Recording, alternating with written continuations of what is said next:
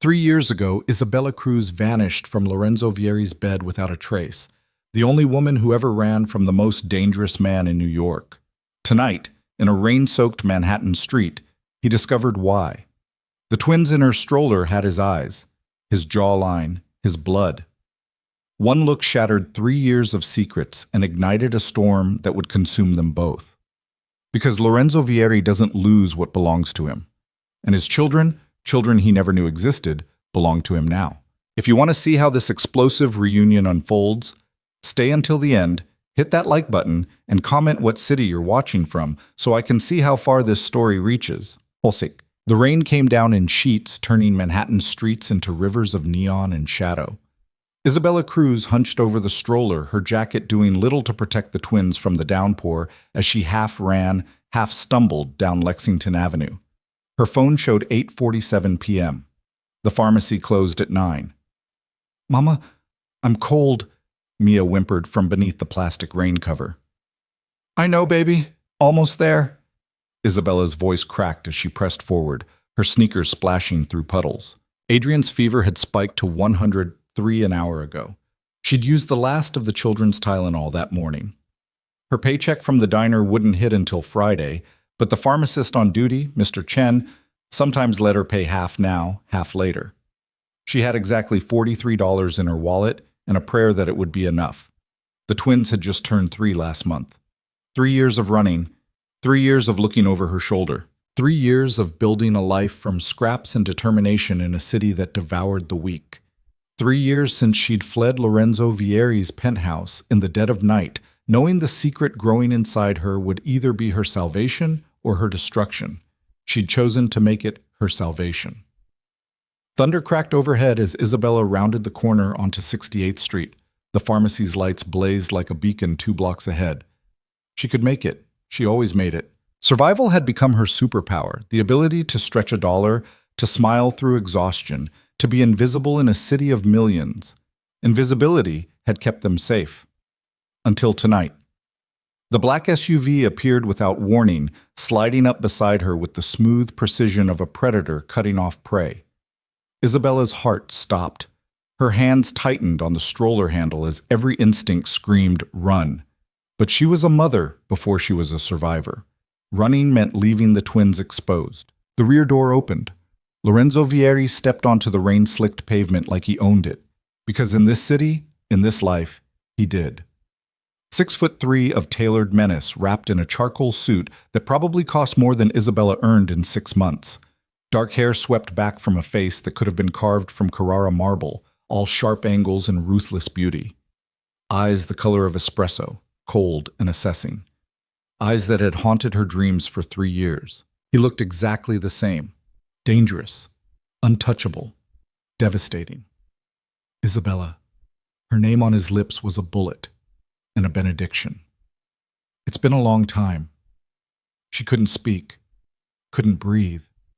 Every carefully constructed wall she'd built came crashing down as Lorenzo's gaze moved from her face to the stroller between them. The rain pounded, traffic hissed past.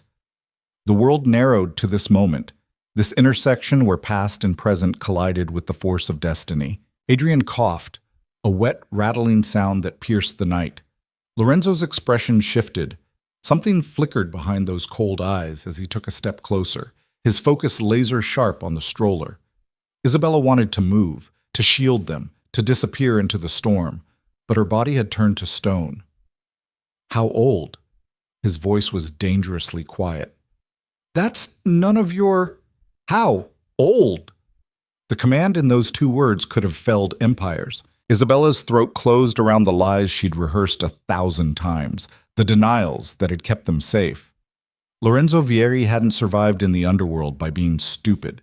He was already doing the math, counting back the months, connecting dots she'd spent 3 years keeping separate. He moved then, fluid and purposeful, closing the distance between them. Isabella's instinct was to run, but maternal override kept her rooted as Lorenzo crouched beside the stroller, his expensive suit absorbing rain without care. The plastic cover was fogged from the twins' breath. Lorenzo reached out with surprising gentleness and pulled it back. The world stopped. Mia stared up at him with eyes that mirrored his own, deep brown, intelligent, framed by impossibly long lashes. Her dark curls were plastered to her fevered cheeks. Beside her, Adrian lay listless, his small chest rising and falling in rapid, shallow breaths. The resemblance was undeniable, devastating, absolute. Lorenzo Vieri, the man who controlled half of New York's criminal enterprises with an iron fist, the man who'd ordered executions without blinking, the man who felt nothing, stared at his children and felt everything shatter. Dio mio. The words escaped like a prayer or a curse. His hand trembled, actually trembled, as he reached toward Adrian's flushed face, then stopped, as though touching might break something precious. They're mine. It wasn't a question. Lorenzo, please. Isabella's voice cracked. They're sick. I need to get medicine. How long has he been like this?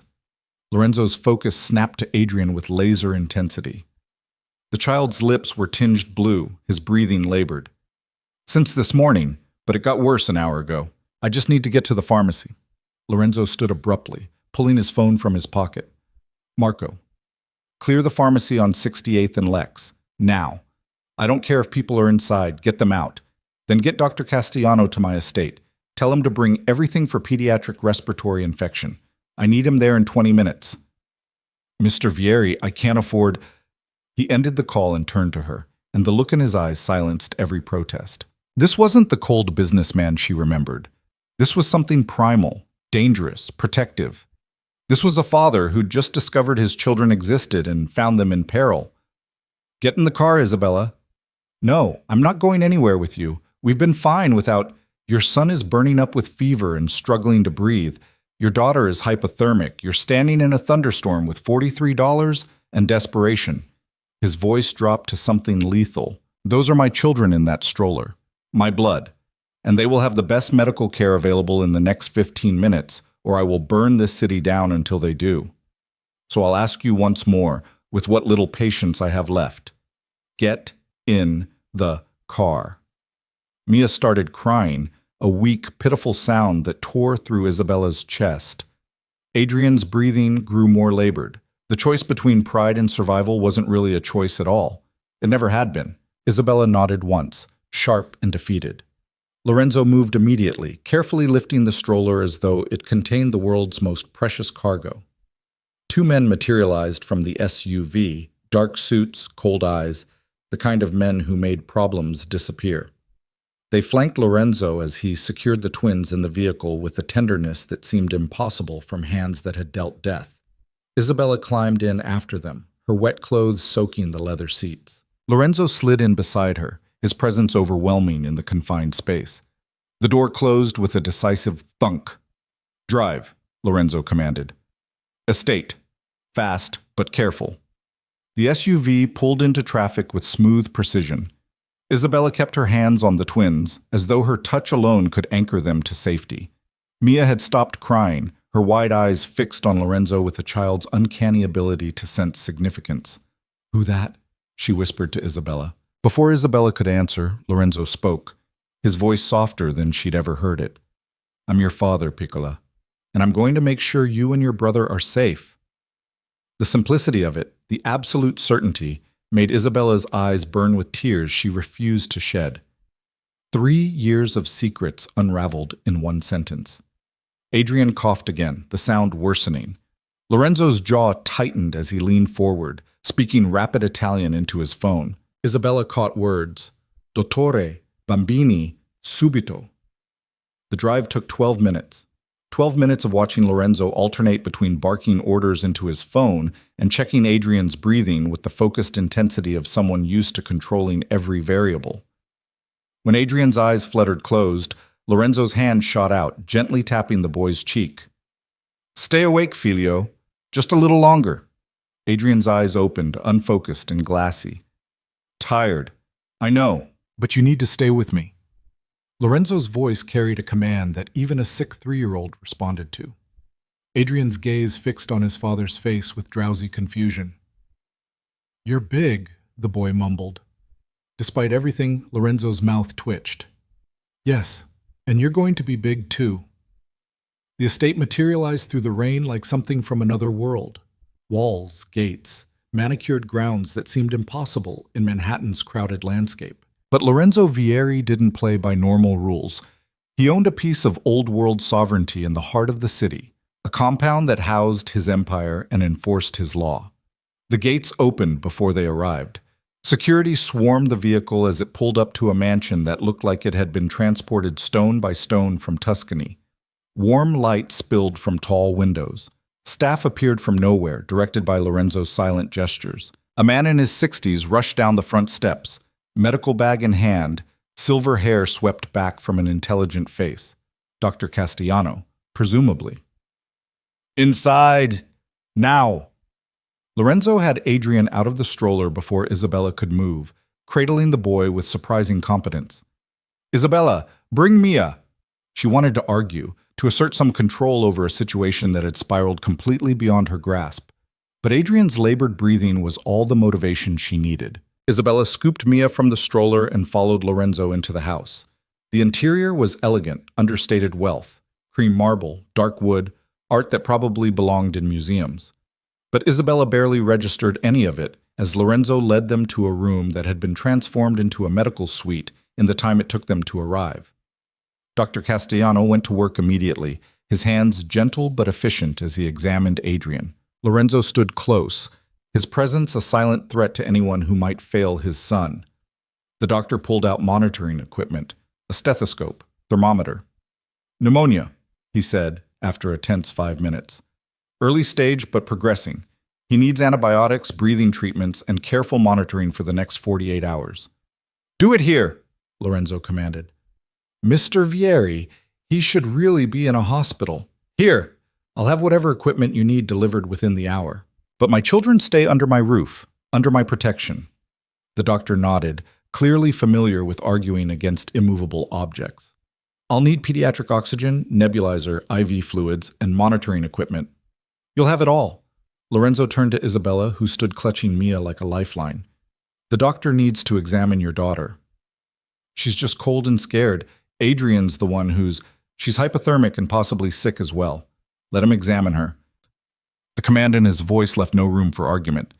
Isabella set Mia on the second exam table, running soothing hands through the girl's damp curls. "It's okay, baby. The doctor just wants to make sure you're healthy." Dr. Castellano's examination of Mia was mercifully brief. "She's fine. Cold, frightened, but no fever. She needs warm, dry clothes, food, and rest." A woman appeared in the doorway, late 50s, steel gray hair and a neat bun, kind eyes. "Mr. Vieri, I've prepared rooms as you requested." "Thank you, Maria. This is Isabella, and these are my children, Mia and Adrian. They'll be staying indefinitely. Isabella needs dry clothes. The children need everything, clothes, toys, whatever children their age require. Have it delivered by morning." Maria's eyes widened fractionally, the only sign of surprise she showed, before she nodded. "Of course, sir. Miss Cruz, if you'll come with me, we'll get you settled while the doctor works." "I'm not leaving, Adrian. You're soaking wet and shivering," Lorenzo cut in. "You're no good to them if you collapse from hypothermia yourself. Maria will bring you back in clean, dry clothes in 10 minutes. Your son will still be here, still being treated, still safe." The logic was sound, even if Isabella hated it.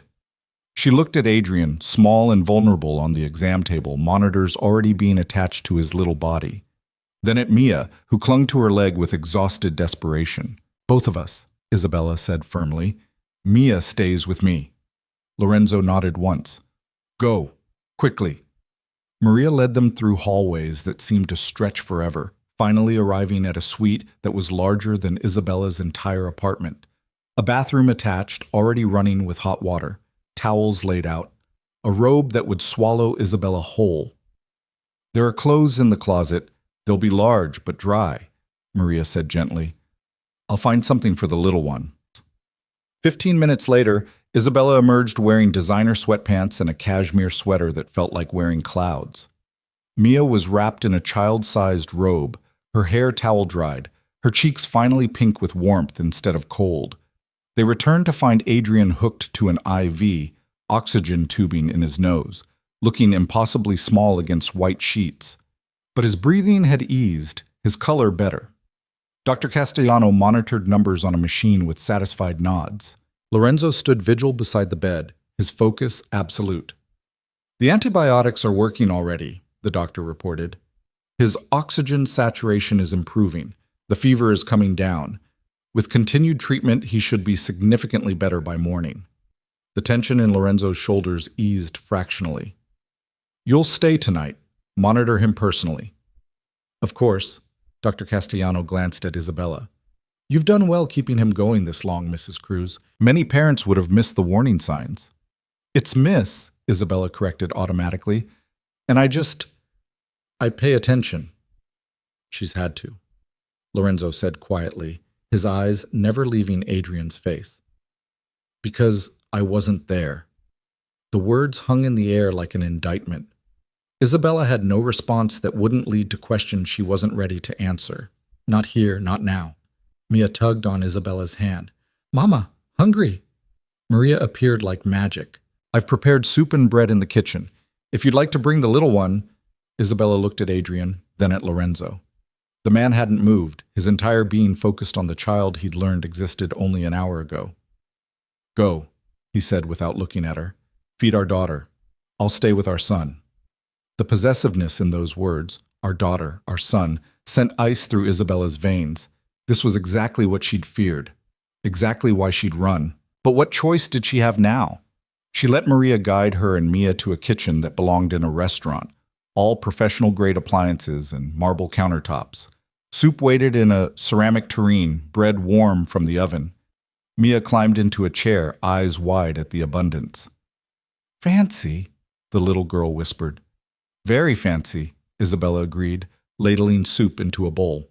Her hand shook slightly as the adrenaline finally began to fade, leaving exhaustion and fear in its wake.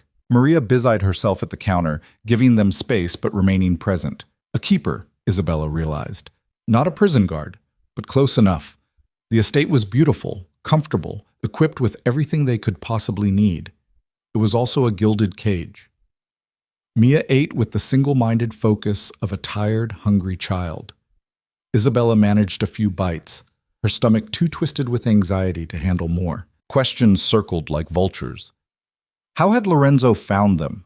Had he been looking all this time, or was tonight pure chance? What did he want? What would he demand? What would he take? Miss Cruz, Maria's voice was gentle. I've prepared 2 rooms next to the medical suite. One for you, one for the children. They connect, so you can hear if they need you. We don't need 2 rooms. We can all stay together. Mr. Vieri was quite specific. The children will have their own space, appropriate for their needs. You'll be close enough to reach them in seconds. Translation. Lorenzo was already establishing territory, boundaries, control. Isabella's jaw tightened, but she nodded. Choose your battles, her mother used to say. Save your strength for the wars that matter. By the time Mia finished eating, the little girl could barely keep her eyes open. Isabella carried her back through the labyrinth of hallways, following Maria to the connected rooms. The children's room was a dream. 2 small beds with soft linens, a nightlight shaped like a moon, toys already arranged on shelves. Lorenzo had accomplished in an hour what Isabella had spent 3 years struggling to provide. She tucked Mia into one of the beds, pressing a kiss to her daughter's forehead. Sleep, baby. Is Adrian going to be okay? Mia's voice was small, frightened. Yes, the doctor is making him better. Is that man really our papa? Isabella's throat closed. Yes. He seems nice, but big, and kind of scary. Mia yawned. But nice. He's complicated, Isabella managed. Sleep now. We'll talk tomorrow. Mia's eyes were already drifting shut. Isabella waited until her daughter's breathing evened into sleep before she allowed herself to move. The medical suite was quiet when she returned. Dr. Castellano dozed in a chair, monitors beeping softly. Adrian slept peacefully, his color healthy, breathing easy, and Lorenzo sat beside the bed, still in his rain-dampened suit, watching his son with an expression that made Isabella's chest ache. She'd expected anger, accusations, demands for answers. Instead, she found something far more dangerous, wonder. His name is Adrian, Isabella said quietly from the doorway. Lorenzo didn't turn. After your father. You remember. I remember everything about you, Isabella, including the night you disappeared from my bed without a word. Now he looked at her, and the intensity in his gaze could have melted steel. I searched for 6 months, every resource, every contact, every favor owed. You vanished like smoke. I had to. Why? The question was deceptively soft. Why run? Why hide my children from me? Because of what you are. What you do. Isabella stepped into the room, keeping her voice low. I couldn't raise children in your world, Lorenzo. I couldn't watch them grow up surrounded by violence and danger, and you thought struggling alone was better? Raising twins in poverty while working yourself to death? His voice hardened. Look at him, Isabella. Look at our son who almost died tonight because you were too proud or too frightened to tell me they existed. The accusation hit like a physical blow. I kept them alive. I kept them safe. We've been fine. Fine? Lorenzo stood, his full height and presence overwhelming. You call tonight fine? Racing through a storm to a pharmacy you can't afford while our son burns with fever? That's your definition of fine? It's better than growing up as mob royalty, constantly in danger, never knowing if their father will come home or end up dead in the street. That's not your decision to make alone anymore. Lorenzo's voice dropped to something lethal and certain. They're mine too. My blood, my responsibility. And I will give them everything: safety, security, education, opportunities you could never provide on a diner waitress's salary. Isabella's hands clenched into fists. I won't let you take them from me. I don't want to take them from you. Lorenzo moved closer, his presence suffocating. I want you all here, together, safe, protected. As what? Your prisoners? As my family. The word landed between them like a grenade. Family. The thing Isabella had built from nothing, now claimed by the man she'd spent 3 years hiding from. You don't have families, Lorenzo. You have assets, territories, possessions. People are just tools you use to maintain power. Something flickered in his eyes. Hurt, maybe, or recognition. Is that what you think? That I'm incapable of caring for anything beyond my empire? I think you're a crime lord who rules through fear and violence. I think you're dangerous, and I think my children deserve better than to be raised in that darkness. Our children, he corrected coldly. And perhaps you're right. Perhaps I am all those things you say, but I'm also their father.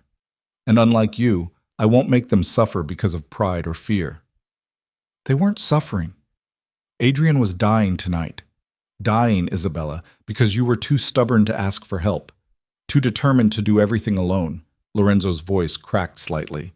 Do you know what that feels like? To discover you have children, and in the same breath, learn you almost lost one?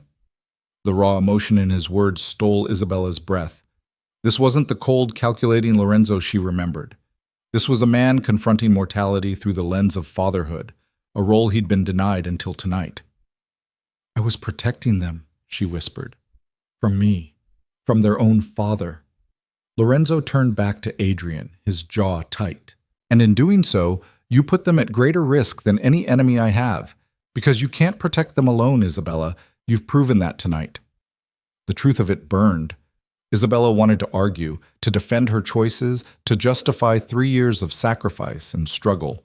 But looking at Adrian, healthy now because of Lorenzo's resources, his connections, his power, she couldn't deny the painful reality. She'd almost lost her son because she'd been too afraid to ask for help from the one person who could provide it. What happens now? She asked quietly. Lorenzo was silent for a long moment, his hand resting gently on Adrian's small shoulder. Now you stay here, you and the children, under my protection, in my home. For how long? As long as necessary. He looked at her then, and his eyes held absolute resolve. I've lost 3 years with my children, Isabella. I won't lose another day. And you won't run again. You can't keep me prisoner. I can keep you safe. There's a difference. Lorenzo's expression softened fractionally. I'm not your enemy, but I am their father, and I will do whatever necessary to ensure they have everything they need, including their mother. And if I refuse? If I try to leave? The silence stretched. Lorenzo's gaze held hers with the weight of empires behind it. "Then I'll stop you," he said simply. "Not with violence, not with threats, but with lawyers, resources, and every legal avenue available to a man of my means.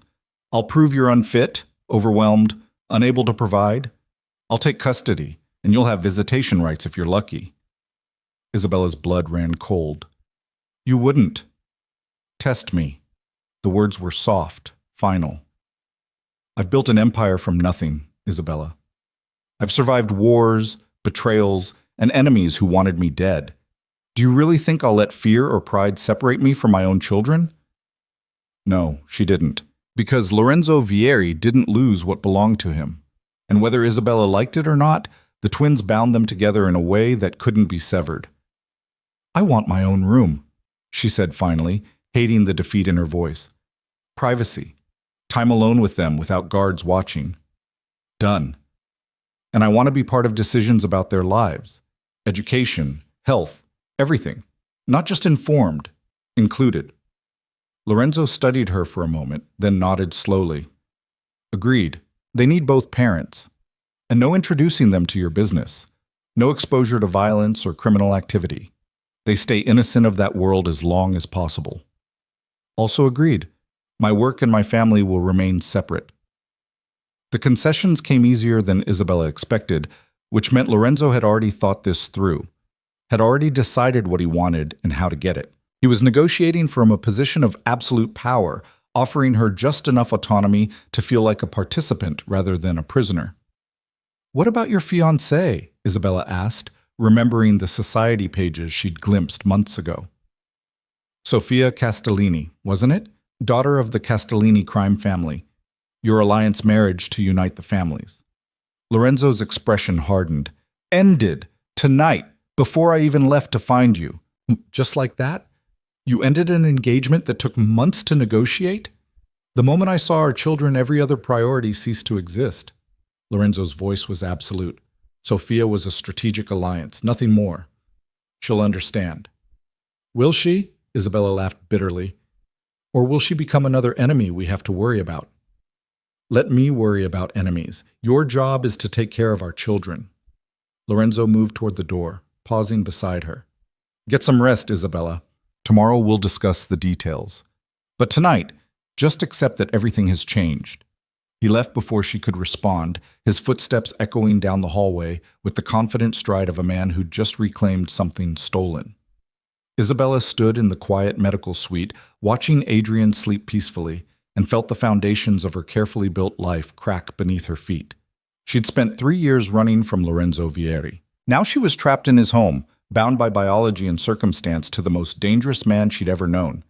And the terrifying part? Some small, traitorous part of her felt relief, because for 3 years she'd carried the weight alone. The fear, the responsibility, the constant struggle to keep them fed, clothed, safe. She'd been mother and father, provider and protector, stretched so thin she could barely breathe. Lorenzo's arrival had been a hurricane, devastating and transformative. But in the wreckage, she found something she hadn't expected. Help. The kind of help she'd been too proud or too frightened to ask for. The kind that came with a price she wasn't sure she could pay. Isabella sank into the chair Lorenzo had vacated, her eyes on Adrian's peaceful face. Her beautiful boy, so much like his father, it hurt. And Mia, sleeping in the next room, with Lorenzo's eyes and Isabella's stubborn spirit. They were the best parts of a night 3 years ago when passion had overwhelmed reason, when two people from different worlds had collided with the force of destiny. She'd run because she'd known even then that Lorenzo Vieri consumed everything he touched. Now she'd have to learn if she could survive being consumed without losing herself completely. The monitors beeped softly. Rain continued to fall outside, washing the city clean. And somewhere in this vast estate, Lorenzo Vieri plotted the future of the family he'd just discovered. Isabella closed her eyes and did what she'd done for 3 years. She prepared to fight for her children's future. Only this time, she wasn't fighting alone. She was fighting against the man who'd just become her greatest ally and most dangerous threat. And she had no idea which would destroy her first, his power or his protection. Isabella woke to sunlight streaming through unfamiliar windows and the disorienting luxury of Egyptian cotton sheets. For 3 blissful seconds, she forgot where she was. Then reality crashed back with the weight of a collapsing building. Lorenzo's estate, his protection, his control. She bolted upright, her heart hammering as she registered the elegant bedroom, cream walls, antique furniture, a view of manicured gardens that seemed impossible in Manhattan. The clock on the nightstand read 9:47 a.m. She'd slept nearly 10 hours. The twins. Isabella threw off the covers and rushed to the connecting door, her bare feet silent on hardwood floors. She burst into the children's room expecting chaos or crisis, and instead found something that stopped her cold. Lorenzo sat on the floor between the 2 small beds, still wearing yesterday's suit pants and white dress shirt, now rumpled and missing its tie. Mia was curled against his side, giggling as he made a stuffed elephant. Where had that come from? Dance across his knee. Adrian sat propped against pillows in his bed, IV still attached but looking infinitely better, watching his father with solemn fascination. And then the elephant said, Lorenzo affected a ridiculous voice that seemed impossible from a crime lord, "I may be big, but you're the bravest little girl in all of New York." Mia dissolved into delighted laughter. "Do it again, Papa!" The word, Papa, hit Isabella like a fist to the sternum. One night. Lorenzo had been in their lives for one night, and Mia had already claimed him with the casual certainty of a child who'd found something she'd been missing. Lorenzo's gaze lifted, meeting Isabella's across the room. Something passed between them. Acknowledgement, warning, challenge. Then he smiled at Mia, gentle and genuine. "Once more, Piccola. But then Papa needs to talk to your mama." He performed the elephant dance again, this time adding sound effects that made both twins laugh. Adrian's laugh dissolved into coughing, and Lorenzo's expression shifted instantly to concern. He was on his feet in a heartbeat, checking the boy's breathing, adjusting his pillows with the careful competence of someone who'd been watching, learning, memorizing. "Easy, Filio. Small breaths." Lorenzo's hand rested on Adrian's back, steady and warm. The coughing subsided. "Better. Good boy." Dr. Castellano appeared in the doorway, medical bag in hand, looking remarkably fresh for someone who'd been up all night. "Good morning, Miss Cruz. I was just coming to check on my patient." "How is he?" Isabella moved to Adrian's other side, her hand automatically going to his forehead. "Cooler. Significantly cooler." "Much improved," the doctor confirmed, pulling out his stethoscope. "The antibiotics are working beautifully. Another day or 2 of treatment and he should be completely recovered." Lorenzo stepped back, giving the doctor space but remaining close enough to monitor every movement. Isabella watched him watch their son, saw the tension in his shoulders, the hypervigilance of someone used to anticipating threats. He'd stayed all night. The realization struck her with uncomfortable force. Lorenzo Vieri, who commanded an empire and slept a few hours by reputation, had spent the entire night on the floor between his children's beds. "Mama!" Mia launched herself at Isabella, wrapping small arms around her legs. "Papa says we can have pancakes for breakfast, real pancakes with chocolate chips." "Does he?" Isabella's gaze shifted to Lorenzo, who had the grace to look slightly sheepish. "I may have promised certain things." He straightened his cuffs, a gesture so familiar it hurt. "Maria assures me this kitchen can accommodate requests." "The kitchen can accommodate anything Mr. Vieri requires, Maria said from the doorway, her tone warm with gentle humor. "Breakfast is ready whenever the family wishes to eat." Family. There was that word again, casually deployed like a grenade. Dr. Castellano finished his examination, making notes on a tablet. "Adrian's lungs are clearing nicely. I'd like to keep the IV in for another 12 hours, but he can eat solid foods if he's hungry. Keep him resting today, but by tomorrow he should be able to move around more freely." "Thank you, doctor." Lorenzo's tone carried dismissal and gratitude in equal measure. The doctor nodded and left, Maria trailing behind him.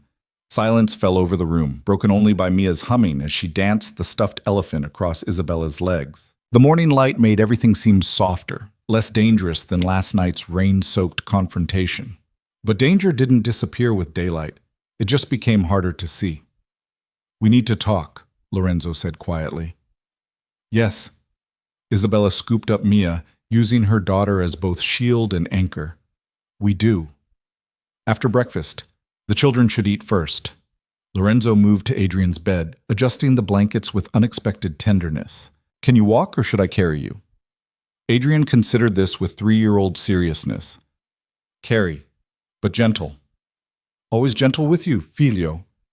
Lorenzo lifted the boy with practiced care, managing the IV line with surprising competence. Come, let's feed you both properly. The kitchen was warm and smelled like butter and vanilla. Maria had outdone herself. Pancakes, fresh fruit, bacon, orange juice, a spread that would have fed a family for a week back in Isabella's apartment. Mia attacked the food with enthusiasm, while Adrian picked at his plate with a sick child's cautious appetite. Lorenzo sat at the head of the long table, Isabella to his right, the twins between them. It was disturbingly domestic, this breakfast tableau. Like a real family, like something Isabella had never let herself imagine. So, Mia said around a mouthful of pancake, we live here now? Isabella's fork stopped halfway to her mouth. We're staying for a little while, baby. How long is a little while? Mia's eyes, Lorenzo's eyes, were far too perceptive. Is it like when we stayed at Aunt Rosa's? 1 week? Longer than that, Lorenzo answered before Isabella could. As long as you need to be safe and healthy. Forever? Mia's face lit up. Can we stay forever? This place is so big. And there's a garden. Can I play in the garden? Of course you can play in the garden. Lorenzo's smile was genuine, transformative. And there's a library. Do you like books? Mama reads to us every night.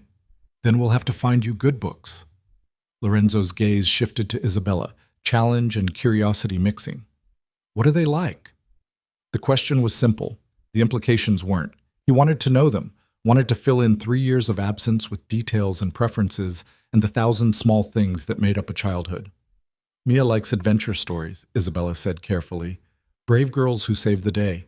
Adrian prefers animal books, especially elephants. Elephants are the best, Adrian offered quietly, his voice still raspy. They're big but nice, and they remember everything. Lorenzo's expression softened in a way Isabella had never seen. Like fathers, he said gently, we remember everything too. The weight of that statement hung in the air. Isabella felt it press against her chest, the accusation, the promise, the warning all wrapped in one. After breakfast, Maria appeared to take the twins to the library, promising books and toys and everything children could want. Mia went eagerly. Adrian hesitated until Lorenzo promised to check on him soon. Then it was just Isabella and Lorenzo in the suddenly cavernous kitchen. My office, Lorenzo said. We'll have privacy there.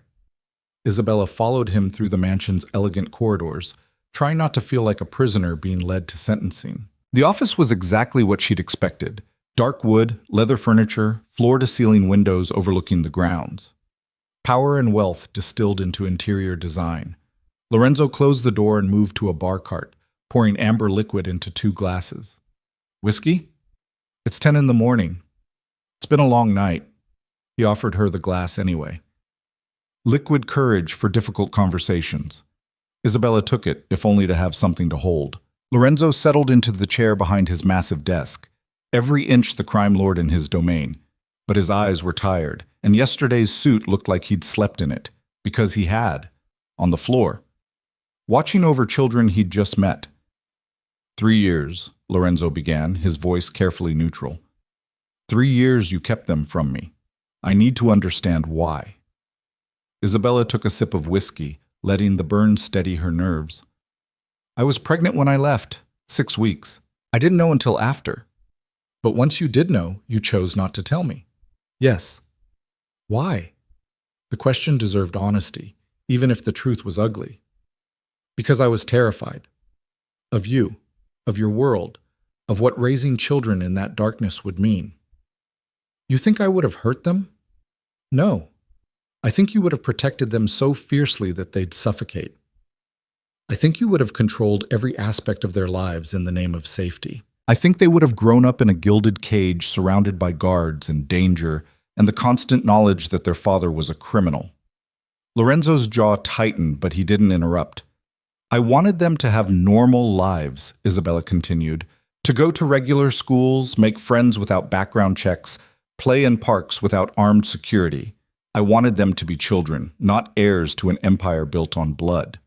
So instead you gave them poverty, struggle, a mother working herself to exhaustion just to keep them fed.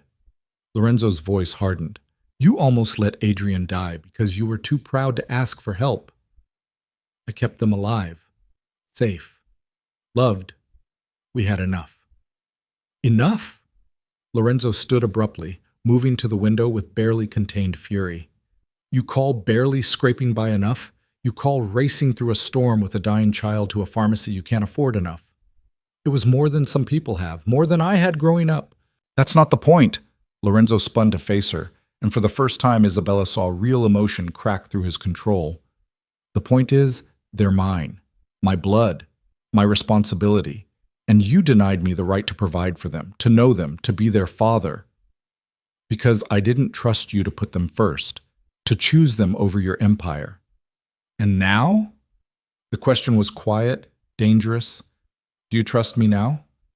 Isabella thought about Lorenzo on the floor between their beds. Lorenzo singing in Italian to calm Mia. Lorenzo checking Adrian's breathing with gentle hands that had ended lives. I don't know, she admitted. Last night you showed me a side of yourself I didn't know existed, but that doesn't erase what you are, what you do. What I am, Lorenzo said slowly, is a man who protects what's his. What I do is ensure that no one can threaten my family, my people, my empire. Those things haven't changed, Isabella, but I can separate them. My work and my children will exist in different worlds. Can you really? Or will they eventually collide? I'll make certain they don't. How? By hiding the truth from them forever? What happens when they're old enough to ask questions? When they Google their father's name and find articles about organized crime and federal investigations? Lorenzo was silent for a long moment. Then I'll tell them the truth, that I do difficult things in a difficult world, that I protect the people I care about by any means necessary, that I'm not a good man, but I'm trying to be a good father. The honesty surprised her. Isabella had expected denial, deflection, justification. Instead, she got truth, raw and uncomfortable. What do you want from us? She asked quietly. Really want? Lorenzo returned to his desk, sinking into the chair with the weight of someone who hadn't slept in too long. I want my children in my life. I want to know them, teach them, watch them grow. I want to give them everything I never had, safety, education, opportunity. And me? His eyes met hers, dark and unreadable. You're their mother. They need you, so you stay too. As what? Your employee? Your prisoner? As their mother, Lorenzo interrupted. As someone under my protection. Beyond that. He paused, choosing words carefully. Beyond that depends on what you want. The implication hung between them like smoke. Once there had been chemistry between them, explosive, consuming, the kind that had led to 6 weeks of passion before reality intruded. Isabella had run before that chemistry could become something more dangerous. Now they had children binding them together, making the past impossible to escape. I want my freedom, Isabella said finally. I want to make decisions about my own life. I want the twins to have normal experiences, not just luxury and isolation. And I want your word that you won't use your power to control us. Define control. Don't manipulate situations to get your way. Don't use money or lawyers or threats to override my decisions. Don't teach them that power equals righteousness. Lorenzo considered this, fingers steepled beneath his chin. I can't promise to never use my resources to protect them. But I can promise to consult you first on major decisions, to listen to your perspective, to try to find balance between safety and normalcy. And if we disagree, then we'll fight about it like any parents do, with words, not weapons. A slight smile touched his mouth. Though I suspect you're formidable with both. Despite everything, Isabella felt her own mouth twitch. You have no idea. Then educate me. Lorenzo leaned forward, suddenly intense. Tell me about them. Everything I've missed. First words, first steps, favorite foods, fears, dreams, all of it. The request was so genuine, so hungry, that Isabella felt something in her chest crack. This was a man confronting the magnitude of his loss. 3 years of moments he could never reclaim, milestones he'd never witnessed. So she told him. She told him about Adrian's first word, more, and how he'd said it constantly for months, about Mia's first steps, taken while reaching for a butterfly in the park, about bedtime rituals and favorite songs, and the way Adrian hummed when he was happy, while Mia talked nonstop when she was nervous. She told him about close calls and small victories, about the time Adrian ran a fever for 3 days and Isabella had nearly broken down from fear, about Mia's fiercely protective streak, how she'd punched a boy who pushed Adrian off a swing. Lorenzo listened with absolute focus, absorbing every detail like a man memorizing sacred text. Sometimes his expression tightened with pain at what he'd missed. Sometimes he smiled at their antics. Always, he remained completely present. "They're extraordinary," he said when Isabella finally paused. "Like their mother." The compliment caught her off guard. "They're themselves. I just try to keep up." "You've done more than keep up. You've raised them alone with nothing and made them happy and healthy and loved." Lorenzo's voice softened. "I'm angry you kept them from me, Isabella. Furious even. But I'm also grateful. Because despite everything, despite the poverty and struggle, you gave them what I probably couldn't have. A childhood." The admission cost him. Isabella saw it in the tightness around his eyes, the careful control of his expression. "What happened with Sophia?" she asked, changing the subject before the moment became too raw. "Your fiancé. You said you ended it." "I did. Last night, while you were getting dry clothes." Lorenzo's tone went flat, businesslike. "I called her, explained that circumstances had changed, and offered her a settlement for the inconvenience. Just like that? Months of negotiation between your families, an alliance that strengthened your position, you just threw it away? It wasn't a marriage. It was a business arrangement, and my priorities shifted. She'll be angry, humiliated. The Castellini family won't just accept. Let me worry about the Castellinis." Lorenzo's voice went hard. "They'll understand that some things supersede politics. My children are one of those things." "You're sure? Because the last thing we need is a crime family vendetta because you jilted their daughter." "Sophia isn't their daughter. She's their niece. And she was as enthusiastic about our marriage as I was." Lorenzo waved a dismissive hand. "She'll be relieved, actually. She had a lover she wanted to marry anyway. I've already arranged for them to receive my blessing and financial support." "That's surprisingly generous." "I'm not a monster, Isabella. I don't punish people for wanting love instead of duty." His eyes held hers. "I understand that impulse better than you know." The words carried weight, meaning, memory. Isabella remembered the 6 weeks they'd spent together, the intensity, the connection, the terrifying certainty that what they had was more than just chemistry. That's why she'd run. Not just from his danger, but from the way he'd made her feel. Like she was falling. Like she might never stop. A knock interrupted the moment. Maria appeared in the doorway, looking apologetic. "Mr. Vieri, I'm sorry to interrupt, but you have visitors. They're quite insistent." Lorenzo's expression hardened. "Who?" "Your brothers, Marco and Dante. They say it's urgent." Isabella's stomach dropped. Brothers meant family. Family meant witnesses to this complicated situation. More people to navigate, to explain, to manage. "Send them to the sitting room. I'll be there shortly." Lorenzo waited until Maria left before turning to Isabella. "My brothers. They're protective. They'll have questions. About me? About the twins? About everything." Lorenzo stood, buttoning his shirt cuffs with sharp precision.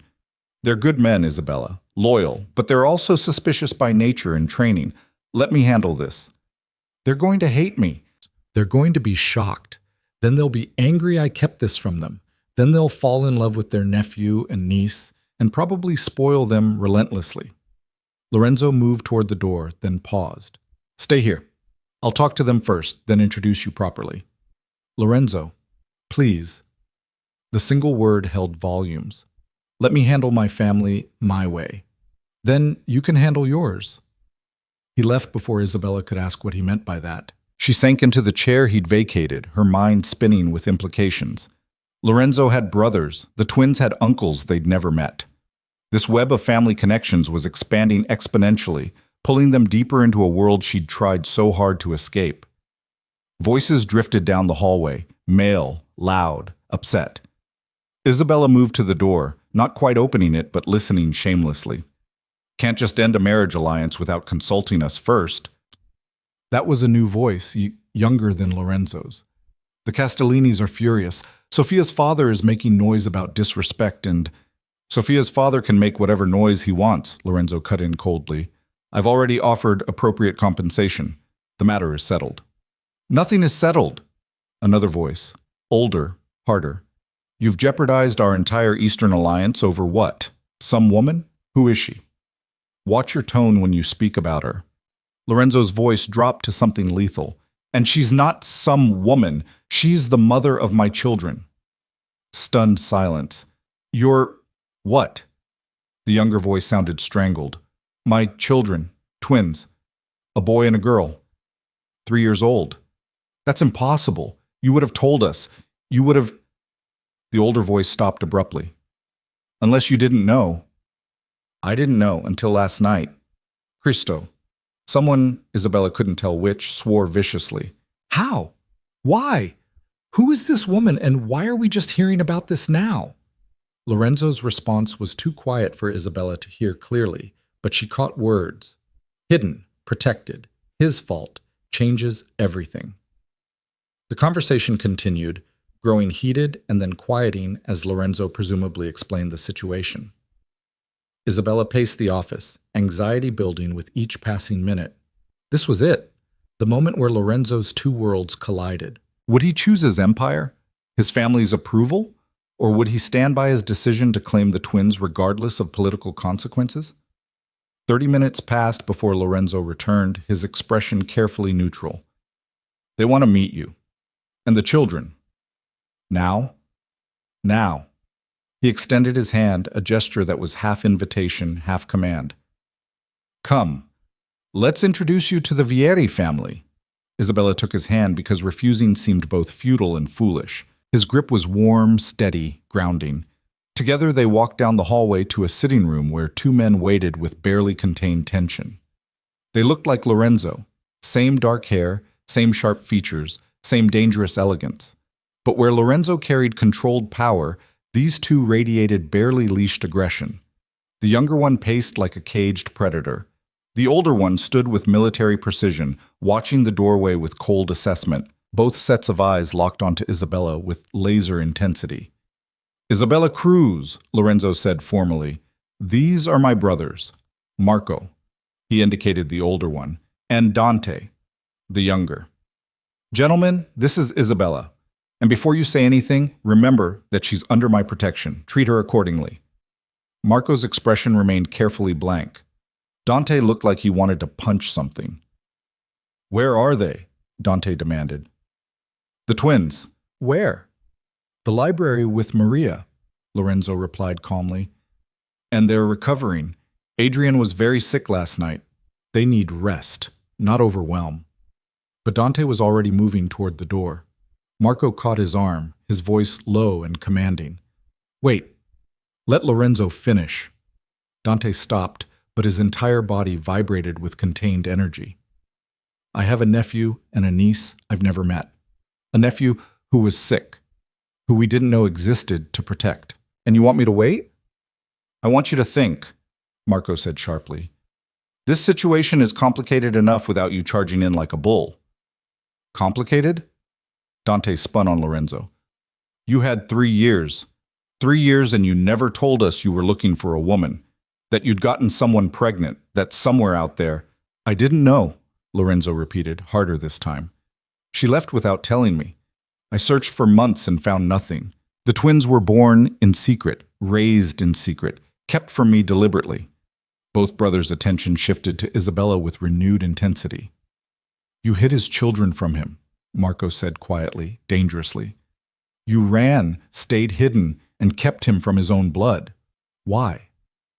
Isabella lifted her chin, refusing to be intimidated. Because I was protecting them. From your world. From the violence and danger that comes with the Vieri name. You thought you could protect them better alone? Dante's voice dripped disbelief. You thought poverty and struggle was preferable to— I thought freedom was preferable to a gilded cage, Isabella shot back. I thought growing up normal was better than growing up surrounded by bodyguards and blood money. And before you judge me, ask yourselves what you would have done if someone you barely knew showed up pregnant with twins, asking to raise them in the middle of a crime empire. I would have protected them, Marco said flatly, with everything I had, and in the process, imprisoned them, controlled them, made them targets.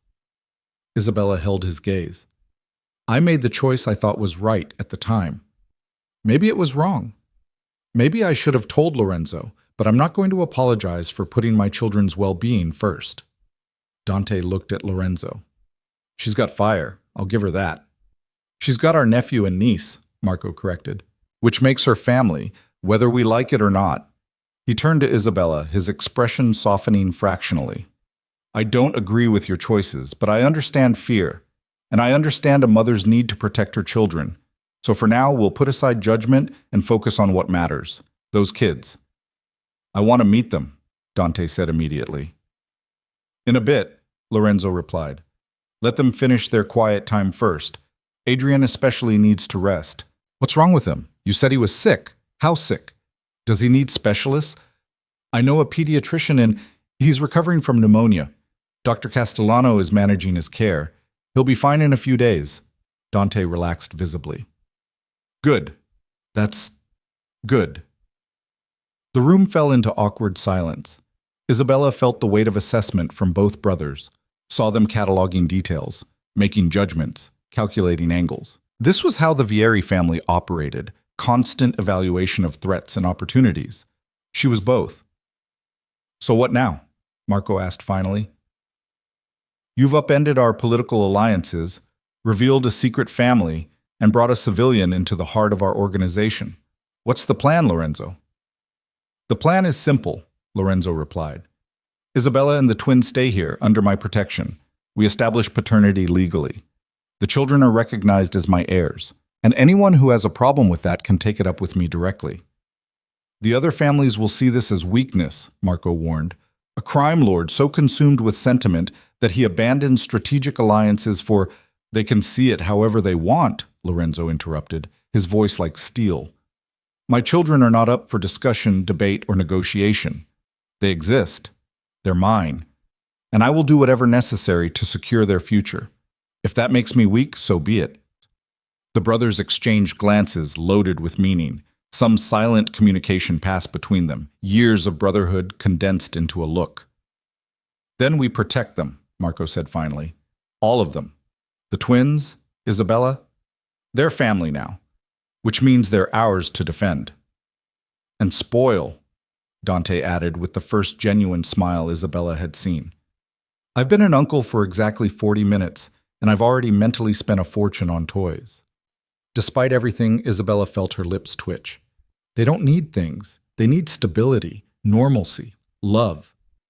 They'll have all of that, Lorenzo assured her, plus some things. Because they're Vieri children now, and we take care of our own.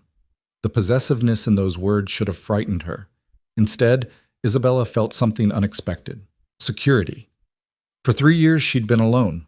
One woman against the world, fighting to keep her children safe and fed and happy. Now, suddenly, she had allies. Dangerous, complicated, criminal allies, but allies nonetheless. Can we meet them now? Dante asked, practically bouncing with barely contained energy. Please. I promise to be calm and gentle and not overwhelming. Lorenzo checked his watch. Fine, but quietly. And if Adrian is sleeping, you wait. They found the twins in the library, exactly where Maria had left them. Adrian was curled on a velvet sofa, sleeping peacefully with an elephant book clutched to his chest. Mia sat cross-legged on the floor, surrounded by picture books, talking to herself in the intense way of imaginative children. She looked up when they entered, and her eyes went wide. More papas? Dante made a strangled sound. Marco's carefully controlled expression cracked into something almost soft. Not papas, Piccola, Lorenzo said gently, crouching beside her. These are your uncles, your papa's brothers, Uncle Marco and Uncle Dante. I have uncles. Mia looked delighted. Like in the princess books? The ones who bring presents and tell stories? Exactly like that, Dante said, his voice rough with unexpected emotion. He knelt on the floor, making himself smaller, less threatening. Hi, Mia. I'm Dante. And yes, I'll bring you presents. Lots of presents. And stories? All the stories you want. Mia studied him with serious consideration, then apparently decided he passed inspection. She launched herself at him with the casual trust of a child who'd been loved enough to assume everyone was safe. Dante caught her, his large hands gentle as he held his niece for the first time. His eyes closed briefly, and Isabella saw his throat work around emotion. Marco moved to the sofa where Adrian slept, his expression unreadable as he studied the boy. He looks like Lorenzo did at that age. Same stubborn chin. Same need for sleep, Lorenzo agreed quietly. He was very sick last night. But he's better now? Marco's voice carried protective edge. Getting better. The doctor says he'll be fully recovered soon. Mia was chattering to Dante about books and elephants and the garden she wanted to explore. Dante listened with absolute attention, asking questions, genuinely engaged in her 3-year-old logic. They're perfect, he said, looking up at Lorenzo with something like awe. How did you make perfect humans? I had help, Lorenzo replied, his gaze finding Isabella across the room. The moment stretched, loaded with unspoken complexity. Isabella saw the brothers register it, saw them catalog this new dynamic in the Vieri family structure. Adrian stirred, his eyes fluttering open. He saw the new faces and immediately looked for Isabella. Mama?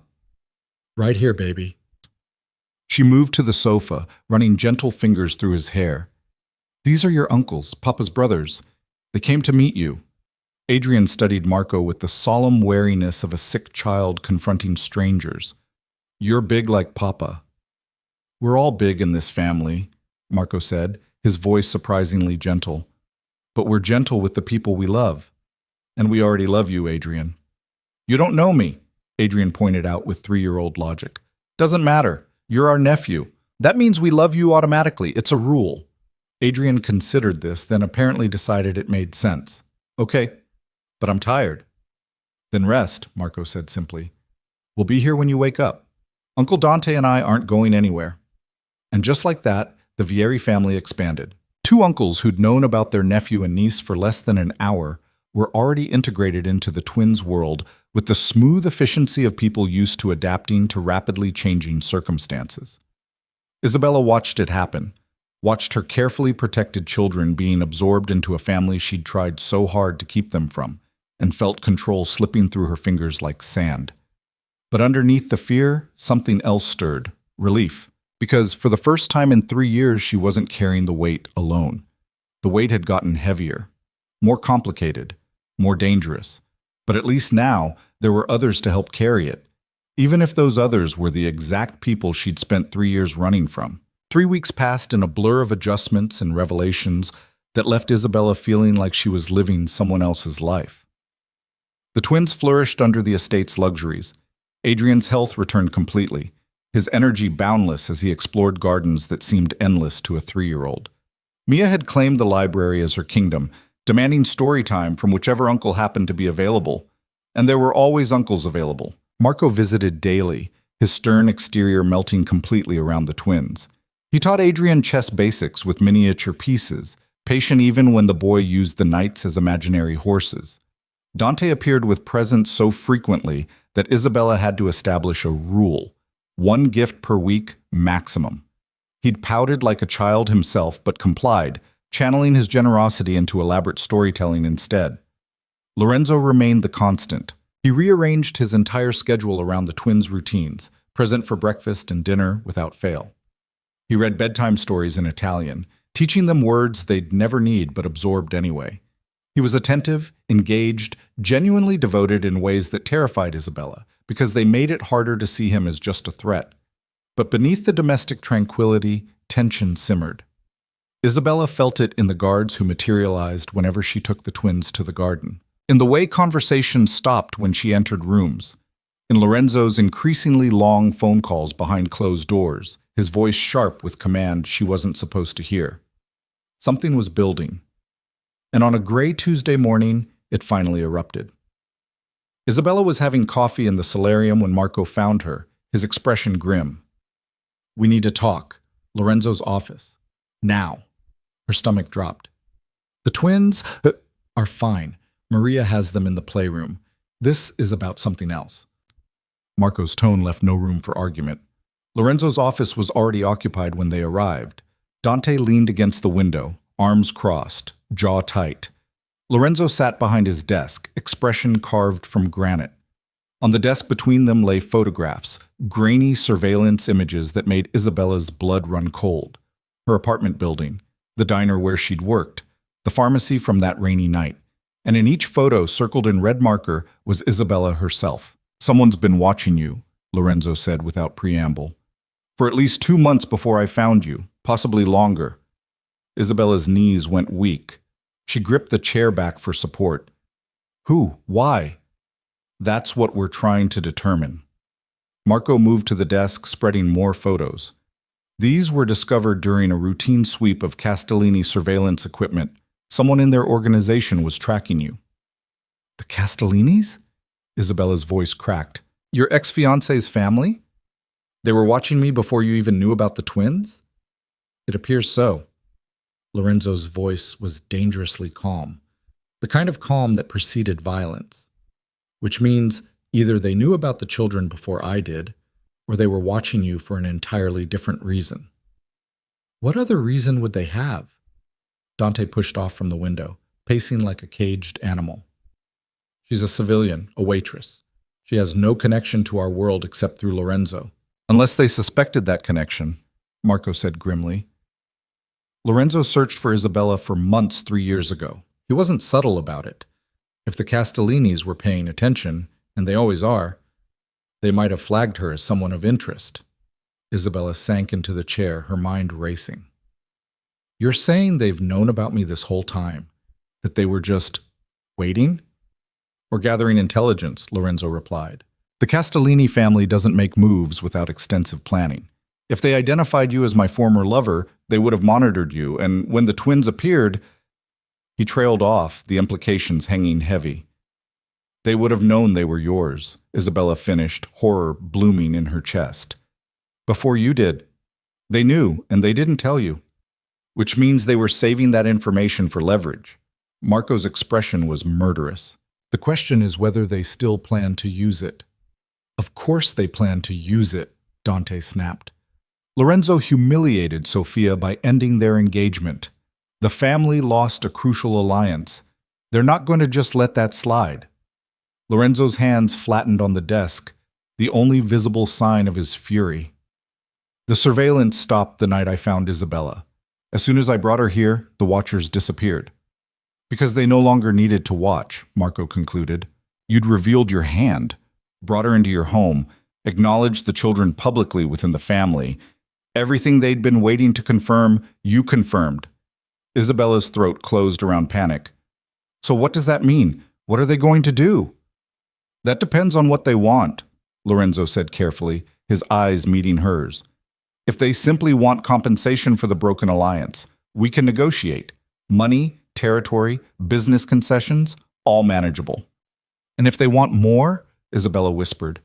The silence was answer enough. Dante broke it first, his voice rough. "They could demand the children. Claim that Lorenzo's heirs should be raised with appropriate protection and education, meaning under Castellini influence. Position it as concern for their safety."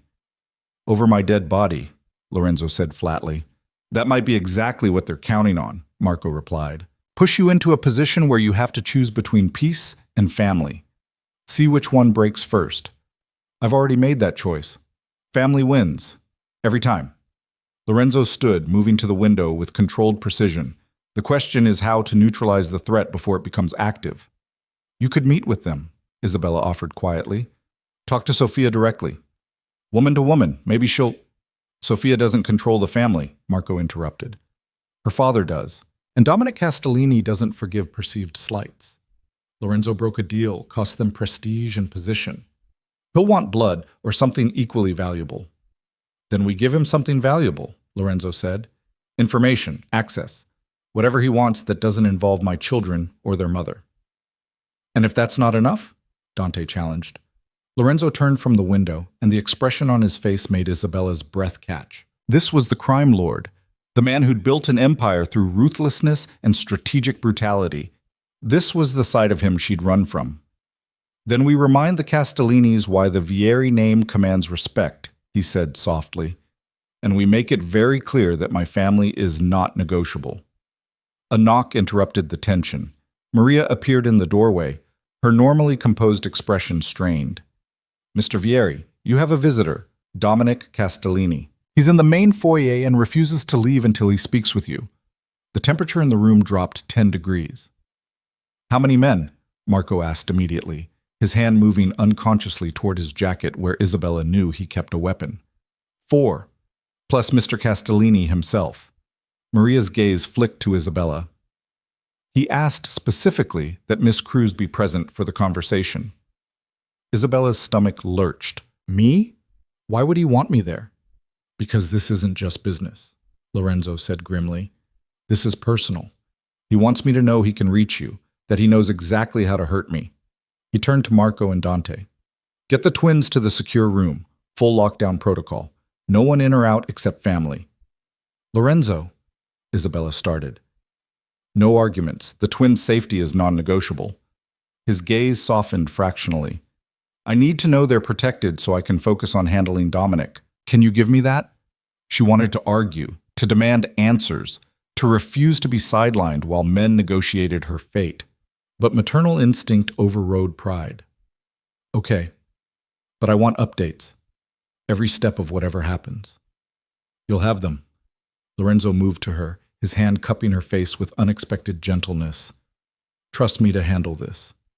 Please. Isabella nodded, not trusting her voice. Lorenzo's thumb brushed her cheek once, a gesture so intimate it stole her breath. Then he was striding toward the door with Marco flanking him. Dante stayed behind, his expression sympathetic. Come on, let's get you to the twins. They'll want to see you, and you'll want to see them safe. The secure room turned out to be a reinforced suite in the estate's center. No windows, reinforced walls, enough supplies to survive a siege. Mia and Adrian were already there with Maria, playing with blocks and blissfully unaware of the danger circling outside. Mama! Mia launched herself forward. Uncle Dante says we're having an adventure, like in the princess books. That's right, Piccola, Dante confirmed, his voice steady despite the tension radiating from his frame. We're going to stay here for a little while, just us. Make it a special fort. Adrian looked up from his blocks, his brown eyes, so like Lorenzo's, seeing more than a 3-year-old should. Is Papa fighting? The question pierced Isabella's heart. Papa is having an important talk with some people. He'll come see you when he's done. Will he be okay? The worry in Adrian's small voice destroyed her. Your papa is very strong, Dante said, crouching beside the boy. And very smart. He'll be fine, I promise. Isabella prayed that promise wasn't a lie. 20 minutes dragged by.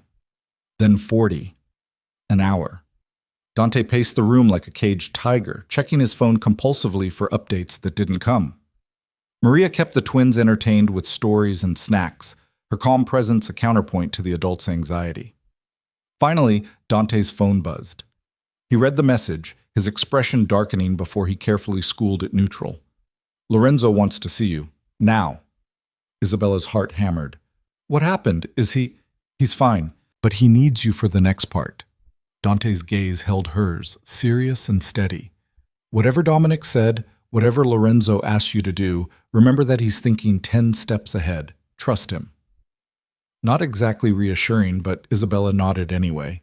She kissed both twins, promised them she'd be back soon, and followed Dante through hallways that felt more oppressive with each step.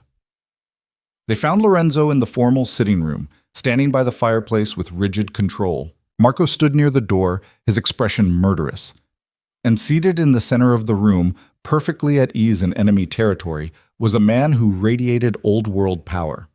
Dominic Castellini was in his 60s, silver-haired and elegant in a navy suit that probably cost more than a car. His eyes were sharp, calculating, the kind that missed nothing. He smiled when Isabella entered, and it was the smile of a snake sizing up prey. Ah, Miss Cruz, how lovely to finally meet you properly. I've heard so much about you. His accent carried a trace of Sicily beneath cultivated American smoothness. I wish I could say the same, Isabella replied, proud that her voice didn't shake. Please sit. Dominic gestured to the chair across from him. We have much to discuss. Isabella looked at Lorenzo, who gave a barely perceptible nod. She sat, spine straight, hands folded to hide their trembling. You have a beautiful home here, Dominic continued, his tone conversational. And such beautiful children, Mia and Adrian, yes? Wonderful names. They're the very image of their father. The threat was implicit. He'd been watching, knew their names, had probably seen them through his surveillance. Get to the point, Dominic, Lorenzo said coldly. You didn't come here to make small talk. No, I didn't. Dominic's smile vanished, replaced by business-like efficiency. I came to discuss the mess you've created, Lorenzo. You broke an engagement that took months to negotiate. You humiliated my niece publicly. You cost both our families an alliance that would have strengthened our position against the Russians and the Irish. I offered substantial compensation. Money isn't the issue, Dominic interrupted. Respect is. You made the Castellini family look weak, like we couldn't even hold together a simple marriage alliance. That perception has consequences. What do you want? Lorenzo's voice was dangerously quiet. I want balance restored. Dominic leaned back, completely relaxed. I want the other families to see that the Castellinis are still powerful, still worthy of respect and fear, and I want you to help me achieve that. How? A gesture, public, unmistakable, proving that the Vieri and Castellini families remain allied despite the broken engagement. Dominic's gaze shifted to Isabella. I want you to marry Miss Cruz. The room went silent. Isabella's heart stopped. Excuse me? Lorenzo's voice was ice. Marry her. Publicly, with all the ceremony and celebration such a union deserves. Legitimize your children in the eyes of our world. And in doing so, send a message that the Vieri family values commitment, family, honor. All the things I can use to rebuild our damaged reputation.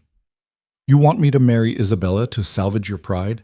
Lorenzo's laugh was sharp, bitter. That's your demand? It's not just pride, Dominic countered. It's strategy. Right now, you look like a man who abandoned duty for passion. A weakness our enemies will exploit. But if you marry the mother of your children, legitimize your heirs, and throw a celebration that shows the Castellini family standing with you, well, that changes the narrative entirely. Isabella found her voice finally. You want to use our marriage as a PR stunt for your family's reputation? I want to turn a scandal into a strength, Dominic corrected. Lorenzo loves you. Anyone with eyes can see that. He loves those children. Why not make it official? Why not give them your name, your protection, your public commitment? And in the process, you help me save face with the other families. Everyone wins. Except we're being forced into it, Isabella shot back. That's not a marriage. That's coercion. Is it? Dominic's eyes glittered. Or is it simply accelerating something that would happen anyway? Do you really think Lorenzo would let you raise his children without eventually demanding marriage? Do you think he'd allow his heirs to remain bastards indefinitely? The word hit like a slap. Bastards. That's what Mia and Adrian would be called in this world. Illegitimate children of a crime lord and his former mistress. Watch your mouth, Lorenzo growled. I'm stating facts, Dominic replied calmly. Facts you've been avoiding because the situation is complicated. But I'm offering you a solution. Marry Isabella. Legitimize the twins. Throw a celebration that shows unity between our families. And I'll use my influence to ensure that your children are recognized, respected, and protected by every family in our organization. And if I refuse? Dominic's expression hardened. Then I'll make it known that Lorenzo Vieri's bastard children are not recognized by the Castellini family. That they have no standing, no protection, no legitimacy, and when other families inevitably target them to get to you, because they will, Lorenzo, you know they will, the Castellinis will not lift a finger to help. The threat hung in the air, crystal clear. Marry Isabella and gain protection for the twins, or refuse and watch them become targets in a world that devoured weakness. You son of a... Marco started forward, but Lorenzo raised a hand, stopping him. Let me be very clear, Lorenzo said, his voice deadly calm. If you or anyone else threatens my children, I will burn your entire family to the ground. I will erase the Castellini name from history, and I will do it slowly enough that you have time to regret every word you've spoken here today. Empty threats from a man in a weak position, Dominic countered. You can't protect them alone, Lorenzo. You need allies, and I'm offering to be one. For a price. Marriage isn't a price. It's a commitment. A choice.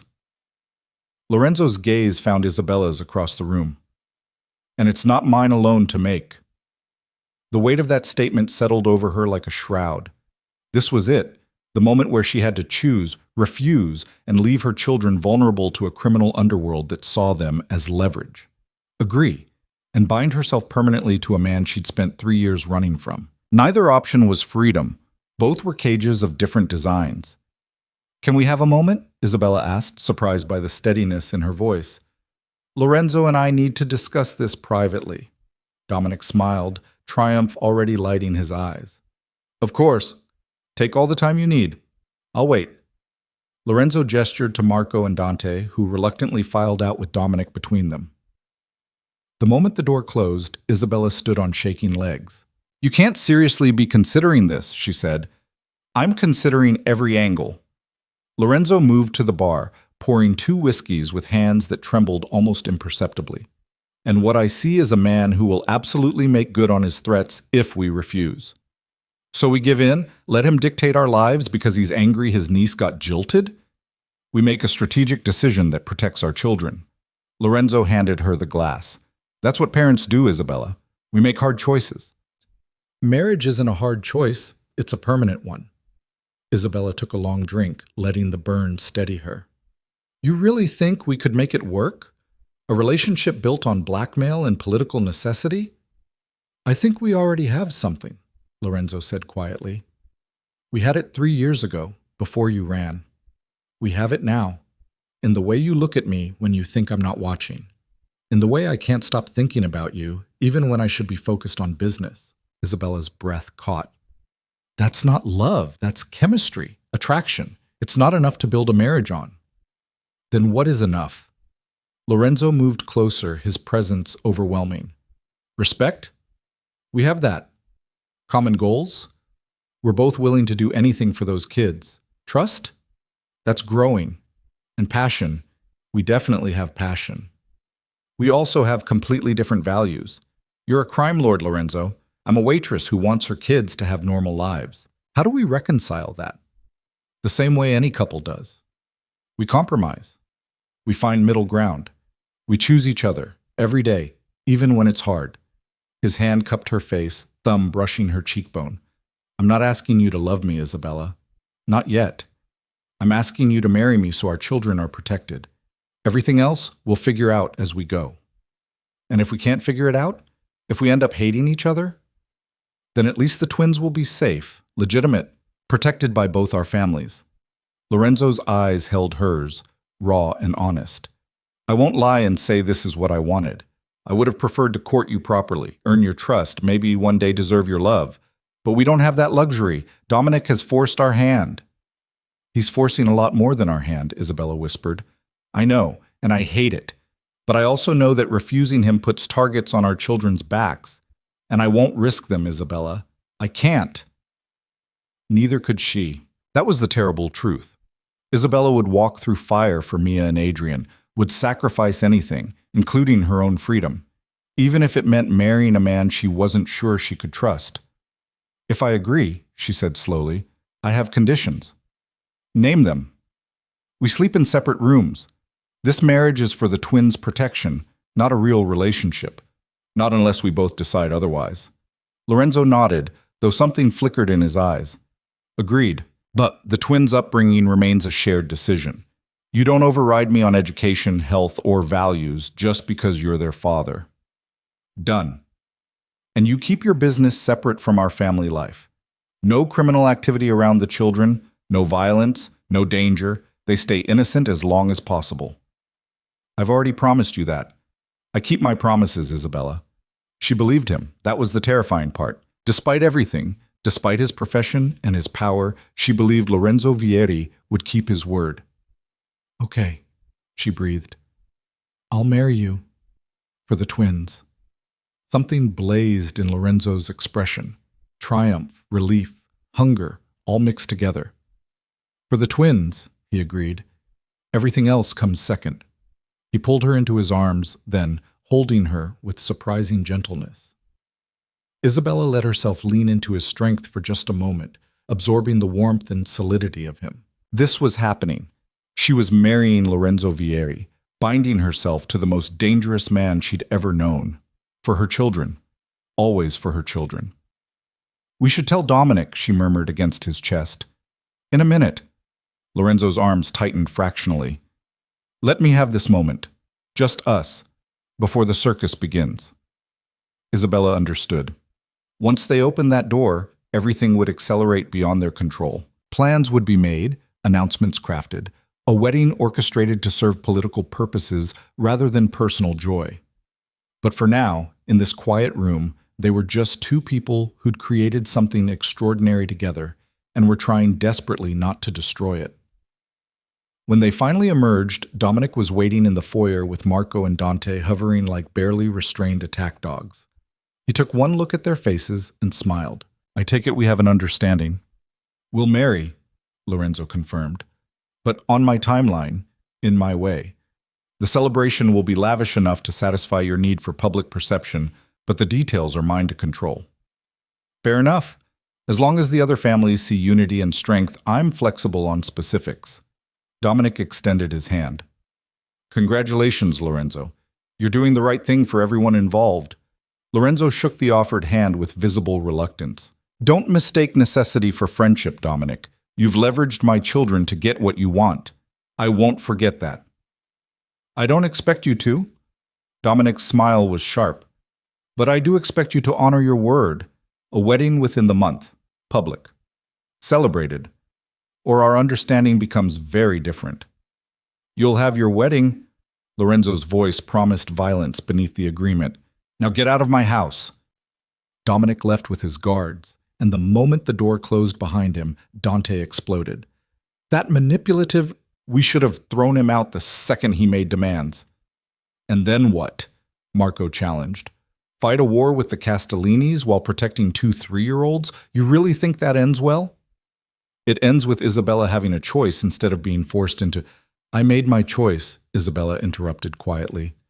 "For better or worse, I chose this. Because the alternative was worse." Both brothers fell silent, their expressions varying shades of sympathy and anger. "We'll make it work," Marco said finally. "The family will close ranks. Anyone who wants to hurt those kids will have to go through all of us." "And we're vicious when we protect our own," Dante added. "Welcome to the family, Isabella. For real this time." The acceptance in their voices was genuine, even if the circumstances were terrible. Isabella nodded her thanks, then turned to Lorenzo. "I need to see the twins. I need to hold them and remember why I just agreed to this." "I'll take you." Lorenzo's hand found the small of her back, a gesture both possessive and comforting. "They've probably been asking for you constantly." They found Mia and Adrian exactly where they'd left them, now building an elaborate block castle with Maria's patient assistance. Both children lit up when their parents entered. "Mama! Papa!" Mia abandoned the blocks to launch herself at them. "Did you finish your important talk?" "We did, Piccola." Lorenzo caught her, lifting her high enough to make her giggle. "And we have news for you and your brother." Adrian looked up from his blocks, curious. "What news?" Lorenzo glanced at Isabella, a question in his eyes. She nodded. Together, they'd tell their children that everything was about to change.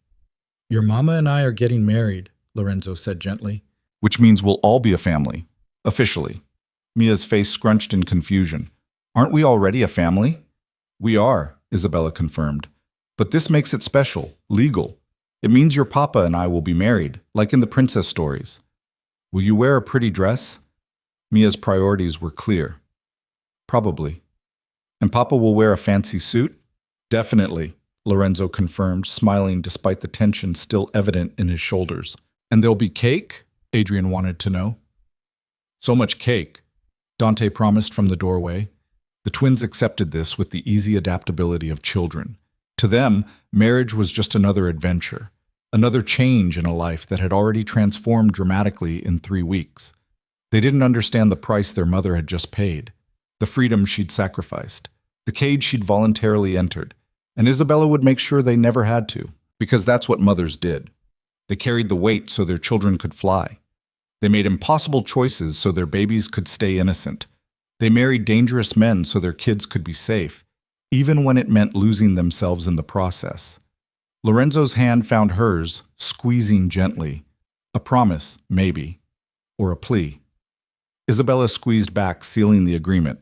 In 4 weeks, she would become Mrs. Lorenzo Vieri, and may whatever powers existed help them all survive what came after. The wedding preparations consumed the estate like a beautiful, suffocating storm. Event planners materialized with fabric swatches and flower samples. Designers arrived with sketches for Isabella's dress, each more elaborate than the last. Guest lists were debated, revised, expanded until the celebration threatened to eclipse reason. Through it all, Isabella felt like she was watching someone else's life unfold. The Marchetti family sent their regrets, Marco announced one morning, scanning his tablet over breakfast. But the Russos confirmed, as did the O'Connells, surprisingly. The Irish are coming? Dante looked up from where he was helping Adrian build a waffle tower. That's significant. They usually avoid these things. They're curious, Lorenzo replied, his attention ostensibly on the newspaper, but Isabella knew he tracked every detail. A Vieri marriage is rare enough, one that also serves as a peace offering to the Castellinis. That's worth witnessing. More like they're hoping for drama, Mia interjected from her seat, mimicking the adults with uncanny accuracy. That's what Uncle Dante said yesterday. Dante had the grace to look sheepish. Little ears hear everything, apparently. Everything, Isabella confirmed dryly. Which is why we need to watch what we say around them. The twins had adapted to wedding preparations with typical childhood resilience. Mia was thrilled about being a flower girl, already practicing her walk down imaginary aisles. Adrian was less enthusiastic, but tolerated the fittings and discussions with patient resignation. Will there be other kids at the wedding? He asked now, syrup coating his chin. Or just grown-ups talking about boring stuff? There'll be other children, Lorenzo assured him. Some of our associates have kids around your age. You'll have people to play with. Associates' kids meant children of other crime families. Isabella's stomach tightened at the thought of Mia and Adrian mingling with that world, but she'd agreed to this. Had chosen protection over isolation. Now she had to live with the consequences. After breakfast, Lorenzo caught her arm gently as she headed toward the twins' playroom. Walk with me? We need to discuss something. The request was courteous, but Isabella heard the command beneath it. She nodded, following him through the mansion to his private study, a room she'd rarely entered since that first confrontation with Dominic. Lorenzo closed the door and moved to the bar, pouring coffee instead of his usual whiskey. The gesture spoke to the early hour and possibly to wanting a clear head for whatever conversation was coming. 3 weeks until the wedding, he said, handing her a cup. And we've barely talked about what comes after. You mean the marriage itself? Isabella accepted the coffee, grateful for something to hold. We agreed to separate rooms to keep things focused on the twins. We did. Lorenzo leaned against the desk, studying her with unsettling intensity. But we also need to discuss expectations, boundaries, how we present ourselves publicly versus privately. Publicly, we're a united front, Isabella said, repeating what they'd established early on. Affectionate, committed, devoted parents. We sell the image Dominic needs to rebuild his reputation. And privately? Isabella hesitated. The truth was, she didn't know. The past 3 weeks had blurred lines she'd thought were clear. Lorenzo was attentive but not pushy, present but respectful of her space.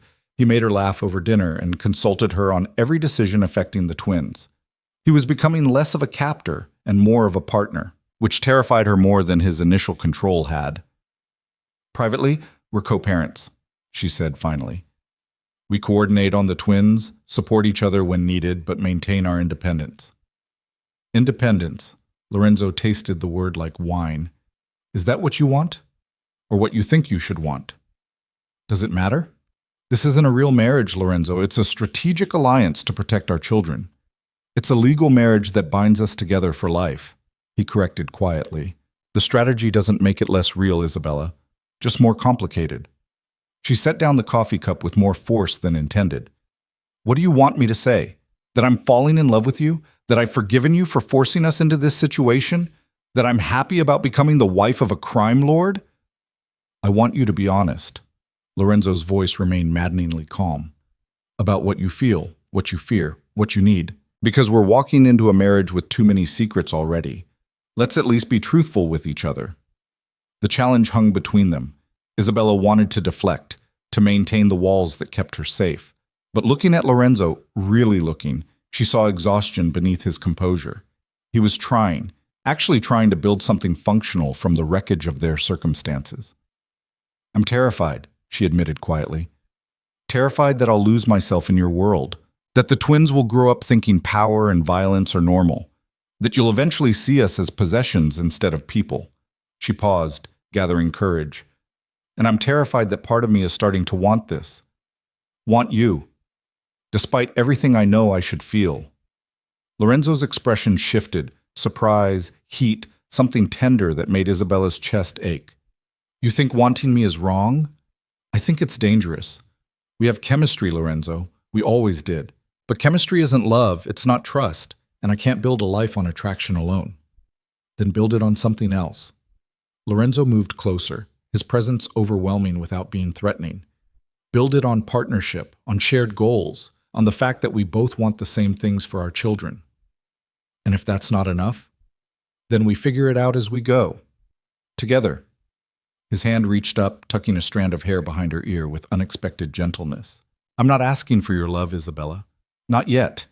But I am asking for your partnership, your honesty, your willingness to try. The vulnerability in his voice undid her. This wasn't the crime lord making demands. This was a man asking for a chance. Okay, Isabella breathed. I'll try. But you have to try too. No more secrets. No more decisions made without consulting me. We're equals in this, or it doesn't work. Equals, Lorenzo agreed. Partners. In all things. The moment stretched, loaded with possibility and peril. Then Lorenzo's phone shattered the intimacy with its harsh ring. He answered with visible reluctance, his expression darkening as he listened. When? How many? His voice went cold, lethal.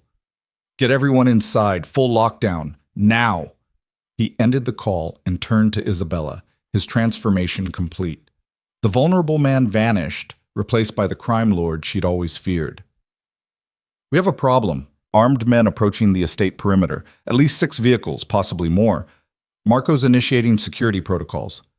Isabella's blood turned to ice. The twins are already being moved to the safe room with Maria and Dante. Come. Lorenzo was already moving, his hand finding hers with surprising gentleness, despite the urgency. You'll be with them, protected. They ran through hallways that suddenly seemed menacing, past guards materializing with weapons that made Isabella's stomach lurch.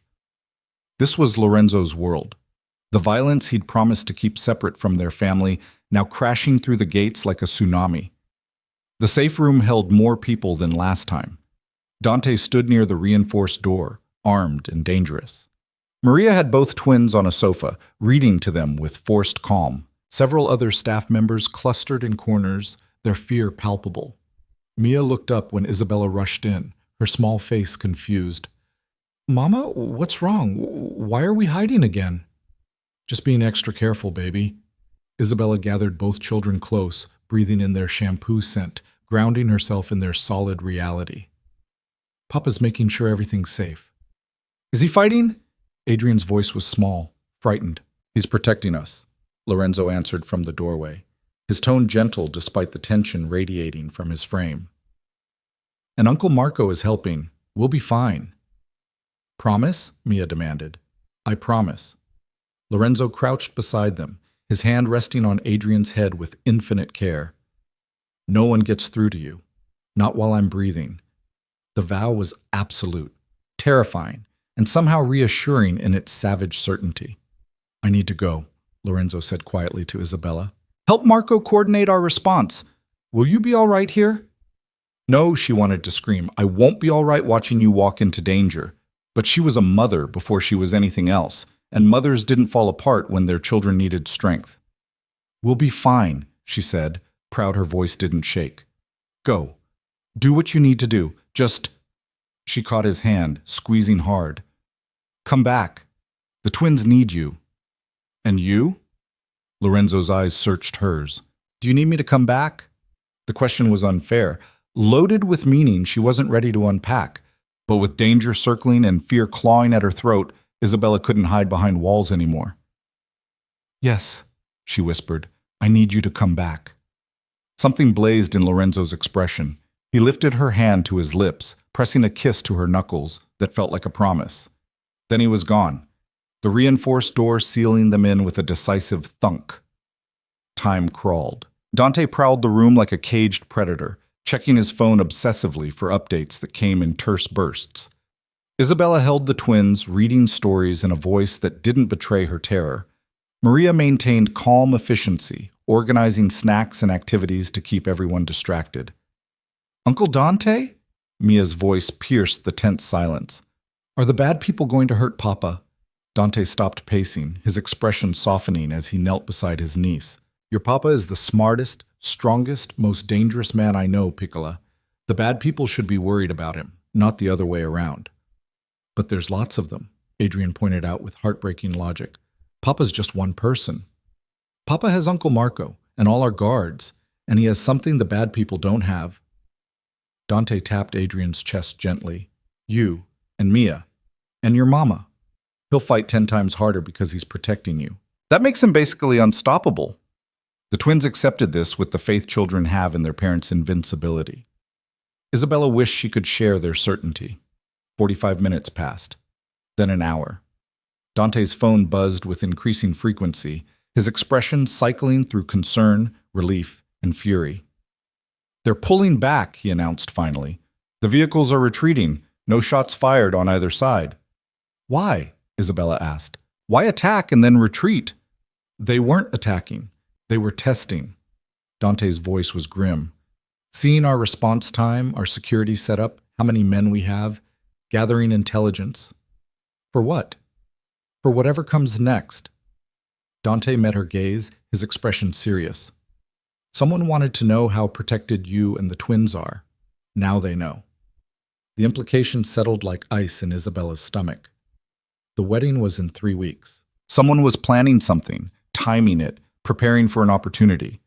Another 30 minutes crawled by before the door finally unsealed. Lorenzo entered, his suit dusty and face grim but otherwise unharmed. Isabella's relief was so intense it hurt. Papa! Both twins launched themselves at him. Lorenzo caught them, holding tight, his eyes closing briefly as though absorbing their solid reality. I'm here, Bambini. I'm fine.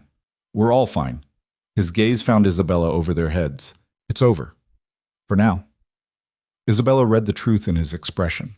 This wasn't over. It was just beginning. That night, after the twins were finally asleep, their bedtime stories extended by nervous energy and fear, Isabella found Lorenzo in his office, staring at security footage with Marco. The Volkov brothers, Marco was saying, pointing to freeze frames of the vehicles. Russian crime family. They've been trying to expand into our territory for months. And now they know exactly where the twins are kept during emergencies, Lorenzo replied, his voice like winter. They know our protocols, our weak points, our response patterns. We'll adjust everything. New procedures, different safe rooms, increased security. It won't be enough. Lorenzo's fist hit the desk with controlled violence. Not while we're visible targets. Not while every family in the city knows about my children and sees them as leverage. Then what do you want to do? Marco challenged. Cancel the wedding? Go to ground? Start a war with the Volkovs? I want my family safe. Whatever that takes. Isabella stepped into the room, done with being excluded from conversations about her children's lives. Then tell me the truth. All of it.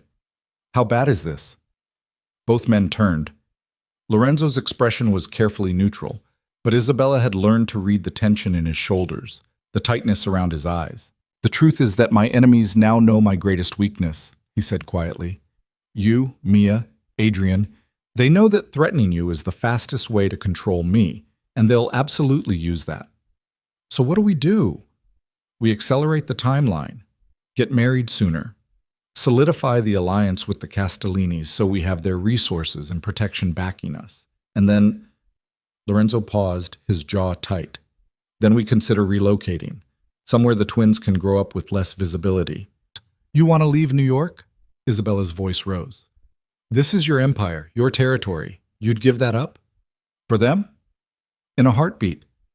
Lorenzo moved toward her, his hands finding her shoulders with gentle intensity. I told you once that my children come first. I meant it. If keeping them safe means walking away from everything I've built, I'll do it. The certainty in his voice stole her breath. This wasn't manipulation or strategy. This was a father choosing his children over his empire. But the wedding is in 3 weeks, Isabella protested. Dominic demanded a month. If we move it up, he'll think we're backing out, trying to undermine. Let me handle Dominic. Lorenzo's expression hardened. He'll understand that security trumps his timeline, and if he doesn't, he can go to hell. Marco cleared his throat. I'll contact the Castellinis, explain the situation. See if we can move the wedding to next week without causing a political incident. Do it. Lorenzo's attention never wavered from Isabella. I know this is happening fast, faster than we planned, but our children's safety matters more than my comfort level, Isabella finished. I know, I agree. Let's do whatever keeps them protected. Something in Lorenzo's expression softened. You're stronger than you know. I'm a mother. We're all strong when we have to be. Isabella stepped back, needing space to think. What about the twins? How do we explain accelerating everything? We tell them the truth. An age-appropriate version, anyway. That we're moving the wedding up because we're excited to be a family. That it's a good surprise, not a scary one. Will they believe that? They believe us when we tell them they're safe. They trust us. We have to honor that trust by actually keeping them safe. The weight of that responsibility pressed down on Isabella's chest. She'd spent 3 years protecting the twins alone, making decisions based on limited resources and constant fear. Now she had help, dangerous, complicated, criminal help, but help nonetheless. Okay, she said finally, let's do this. Move up the wedding, solidify the alliance, and then we figure out what comes next, together. Together, Lorenzo echoed, and the word felt like a vow. The next week was chaos incarnate. The wedding date moved up to 7 days away, compressing months of planning into frantic activity. Dominic Castellini was surprisingly accommodating once Marco explained the security concerns, even offering additional protection resources for the ceremony. He sees the value in keeping your children alive, Marco explained when Isabella questioned the cooperation. Dead heirs don't strengthen alliances, protected ones do. Pepes. The pragmatism was chilling, but Isabella was learning to navigate this world's brutal logic. Her wedding dress arrived 3 days before the ceremony, ivory silk that managed to be both elegant and understated, appropriate for a bride who was also a mother. The seamstress had worked miracles adjusting it to fit Isabella's timeline. You look like a princess, Mia breathed when Isabella tried it on for the twins' approval. The prettiest princess ever. Oh, Mama's always pretty, Adrian said loyally, then reconsidered. But extra pretty in that dress. Isabella's eyes burned with tears she refused to shed. This should be joyful, preparing to marry, her children excited, a future unfolding. Instead, it was strategic necessity wrapped in white silk and fear.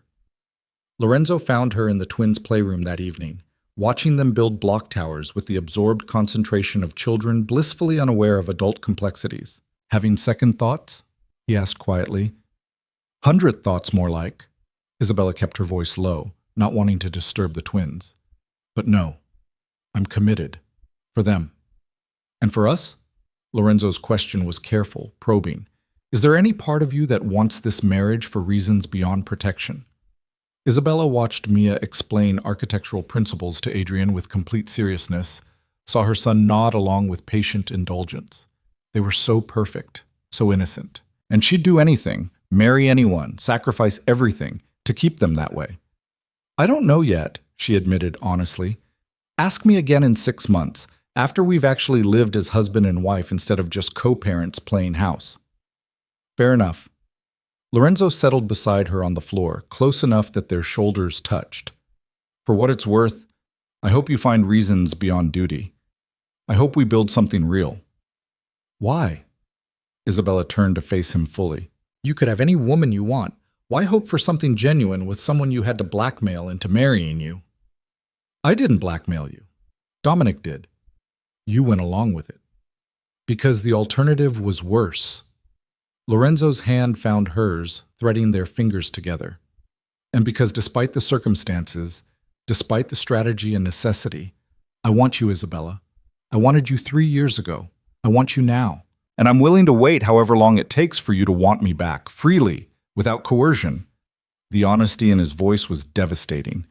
Isabella wanted to dismiss it, to protect herself with skepticism and distance. But looking into Lorenzo's eyes, she saw the truth of his words reflected back. He meant it, every word. You're making this very hard, she whispered. Good. I'd hate to be forgettable. Lorenzo's smile was slight, self-deprecating. I'm fighting for something here, Isabella. For us. For the possibility that we might actually be happy together instead of just functional. And if we're not? If we try and fail? Then at least we tried. At least we gave our children parents who attempted to build something instead of just enduring each other. He squeezed her hand gently. I'm not asking for guarantees, just for honest effort. Can you give me that? Isabella thought about the past month, about Lorenzo singing Italian lullabies and teaching Adrian chess, about him consulting her on every decision, respecting her boundaries, trying desperately to be better than his reputation, about the way he looked at her sometimes, like she was something precious instead of just necessary. Yes, she said finally. I can give you honest effort. I can try. That's all I'm asking. Lorenzo lifted their joined hands, pressing a kiss to her knuckles that felt more intimate than it should. Thank you. The twins' laughter drew their attention back to the block tower, which had grown precariously tall. Mia was adding one final block when the whole structure collapsed with spectacular chaos. No! Mia wailed dramatically. We almost made it to the ceiling. We can rebuild, Adrian said pragmatically. Better this time. We learned what doesn't work. Lorenzo's eyes met Isabella's, and something passed between them. Understanding, recognition, hope. They were like that block tower, built quickly under pressure, structurally questionable, likely to collapse under the wrong stress. But maybe, with effort and learning and genuine partnership, they could rebuild into something stronger, something that might actually last. Come on, Lorenzo said, standing and offering Isabella his hand. Let's help them rebuild. Show them that failure isn't permanent if you're willing to try again. Isabella took his hand, letting him pull her to her feet. Together, they joined their children on the floor, building something fragile and hopeful from blocks and possibility. In 3 days, she would marry Lorenzo Vieri, would bind herself legally and permanently to a man who lived in shadows and violence, would become part of a world she'd spent 3 years fleeing. But looking at him now, patient and gentle as he helped their son place blocks with care, Isabella felt something shift in her chest, something warm and terrifying and real. Maybe this could work. Maybe they could build something genuine from strategic necessity, or maybe they'd collapse like the twins' tower, spectacular and devastating. Either way, Isabella was committed now. For better or worse, she was choosing this. Choosing him, choosing the possibility of partnership over the certainty of isolation. The wedding was 3 days away, and for the first time since Dominic Castellini had walked into their lives with demands and threats, Isabella felt something beyond resignation. She felt hope, fragile and cautious, but real. And that terrified her more than any threat ever could, because hope meant vulnerability, meant opening herself to disappointment and heartbreak, meant believing that Lorenzo Vieri, crime lord, dangerous man, father of her children, might actually be capable of the love he claimed to want. Time would tell if her hope was justified or just another beautiful lie in a world built on deception. But Isabella Cruz had survived poverty, single motherhood, and 3 years of running. She could survive hope too, even if it destroyed her in the process. The morning of the wedding arrived with crystalline autumn sunlight that made the estate's gardens look like something from a fairy tale. Isabella woke early, her stomach a tangle of nerves and anticipation, and found a note slipped under her door in Lorenzo's precise handwriting. Today we choose each other. Everything else is just ceremony. L. She pressed the note to her chest, breathing through the emotion that threatened to overwhelm her. 3 days had passed in a blur of final preparations, and quiet moments stolen with Lorenzo, conversations that stretched late into the night, his hand finding hers across dinner tables, the way he looked at her when he thought she wasn't watching. Something was growing between them, something real and terrifying and absolutely impossible to ignore. Maria bustled in with coffee and warm pastries, her eyes suspiciously bright. The twins are already up, pestering Dante about when they can put on their fancy clothes, and your dress is pressed and ready. How are you feeling? Terrified, Isabella admitted. Hopeful. Completely overwhelmed. All of it at once. That sounds about right for a bride. Maria's smile was gentle. For what it's worth, I've worked for Mr. Vieri for 15 years. I've never seen him like this. Softer, more present, actually happy. You've changed him, Miss Cruz, in all the best ways. He's changed me too, Isabella whispered. I'm just not sure if that's good or dangerous. Maybe it's both. Maybe the best things always are. 2 hours later, Isabella stood in her ivory dress while a team of stylists worked their magic. Her dark hair was swept into an elegant updo, loose curls framing her face. Makeup enhanced without transforming. She still looked like herself, just polished to shine. The twins burst in wearing matching formal wear that made Isabella's throat close with love. Mia twirled in her flower girl dress, a confection of blush pink that made her look like a tiny princess. Adrian tugged at his miniature suit, uncomfortable but undeniably handsome. Mama, you're so pretty, Mia breathed, her eyes wide. Papa's gonna cry when he sees you. Papa doesn't cry, Adrian corrected with 3-year-old certainty. Everyone cries at weddings, Mia insisted. It's a rule. Isabella gathered them both close, breathing in their familiar scent. You two are the best parts of my life. You know that, right? Everything I do is for you. We know, Mama. Adrian's small hand patted her arm. And we love you, and Papa, and Uncle Marco, and Uncle Dante. We're a family now, a real one. The simplicity of his acceptance destroyed her. Isabella blinked back tears, unwilling to ruin her makeup before the ceremony even started. Dante appeared in the doorway, looking sharp in his tuxedo and uncharacteristically serious. It's time. The guests are seated. Lorenzo's at the altar looking like he's about to face a firing squad, which is basically what a Vieri wedding feels like. His expression softened. You look beautiful, Isabella, truly. Thank you for everything, for accepting us, for protecting the twins, for being the family I didn't know we needed. We're the ones who should thank you, Dante replied quietly. You gave Lorenzo something he'd given up hoping for, a reason to be better, and you gave us those 2 perfect kids to spoil. We're the lucky ones here. The ceremony was being held in the estate's formal gardens, transformed into an elegant wonderland of white flowers and golden light. 200 guests filled white chairs, crime families from across the East Coast, all dressed in their finest, all watching with calculating eyes. This wasn't just a wedding. It was political theater, a display of power and alliance that would ripple through the criminal underworld for years. Isabella took her position at the garden entrance, her hand trembling slightly on Dante's arm. He'd volunteered to walk her down the aisle, a gesture that had made her cry when he'd offered. You've got this, he murmured. Just look at Lorenzo, forget everyone else. This moment is yours. The music started, a string quartet playing something classical and beautiful. Mia went first, scattering rose petals with intense concentration and theatrical flair. Adrian followed, carrying the rings on a small pillow, with the solemnity of someone entrusted with sacred treasure. Then it was Isabella's turn. She stepped into the garden and everything else fell away. The 200 guests, the political implications, the danger circling their lives. None of it mattered, because at the end of the aisle, standing beneath an arch of white roses, was Lorenzo. He wore a black tuxedo that made him look devastating, elegant, dangerous, but his eyes held only tenderness as he watched her approach. And when she was close enough to see his expression clearly, Isabella realized Mia had been right. Lorenzo Vieri was crying, not sobbing, just 2 tears tracking down his face that he didn't bother to wipe away. He smiled through them, his hand extended to take hers as Dante transferred her care with a gentle squeeze of her fingers. You're breathtaking, Lorenzo whispered, his voice rough with emotion. And you're mine. Finally, officially mine. We're each other's, Isabella corrected softly. That was the deal. Best deal I've ever made. The officiant began the ceremony, but Isabella barely heard the words. She was lost in Lorenzo's eyes, in the warmth of his hand holding hers, in the reality that this was happening. She was marrying this man, binding her life to his, choosing partnership over fear. Do you, Lorenzo Vieri, take Isabella Cruz to be your lawfully wedded wife?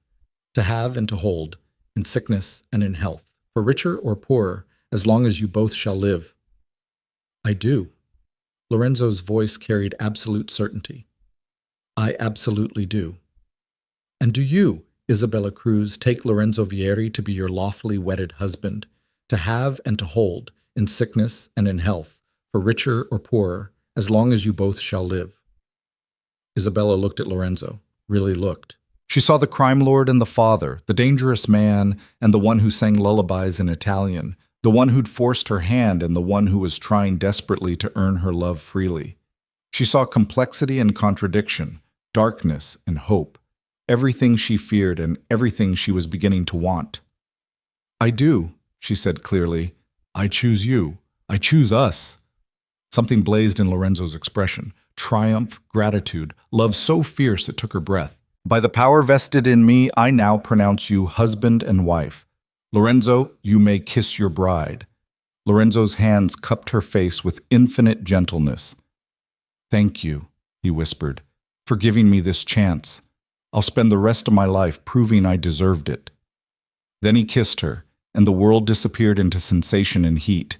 It was tender and consuming, a promise and a claiming all at once. Isabella melted into it, into him, letting herself feel everything she'd been fighting for weeks. Want, hope, the terrifying possibility of love. The guests erupted into applause. Mia cheered loudly, Adrian clapped with dutiful enthusiasm, and Isabella and Lorenzo pulled apart slowly, smiling at each other like fools. Hello, husband, Isabella said. Hello, wife. Lorenzo's smile was transformative. Ready to face 200 criminals pretending to be happy for us? As long as you're beside me. Always. That's the vow I just made, and I keep my promises. The reception was elaborate beyond anything Isabella had imagined.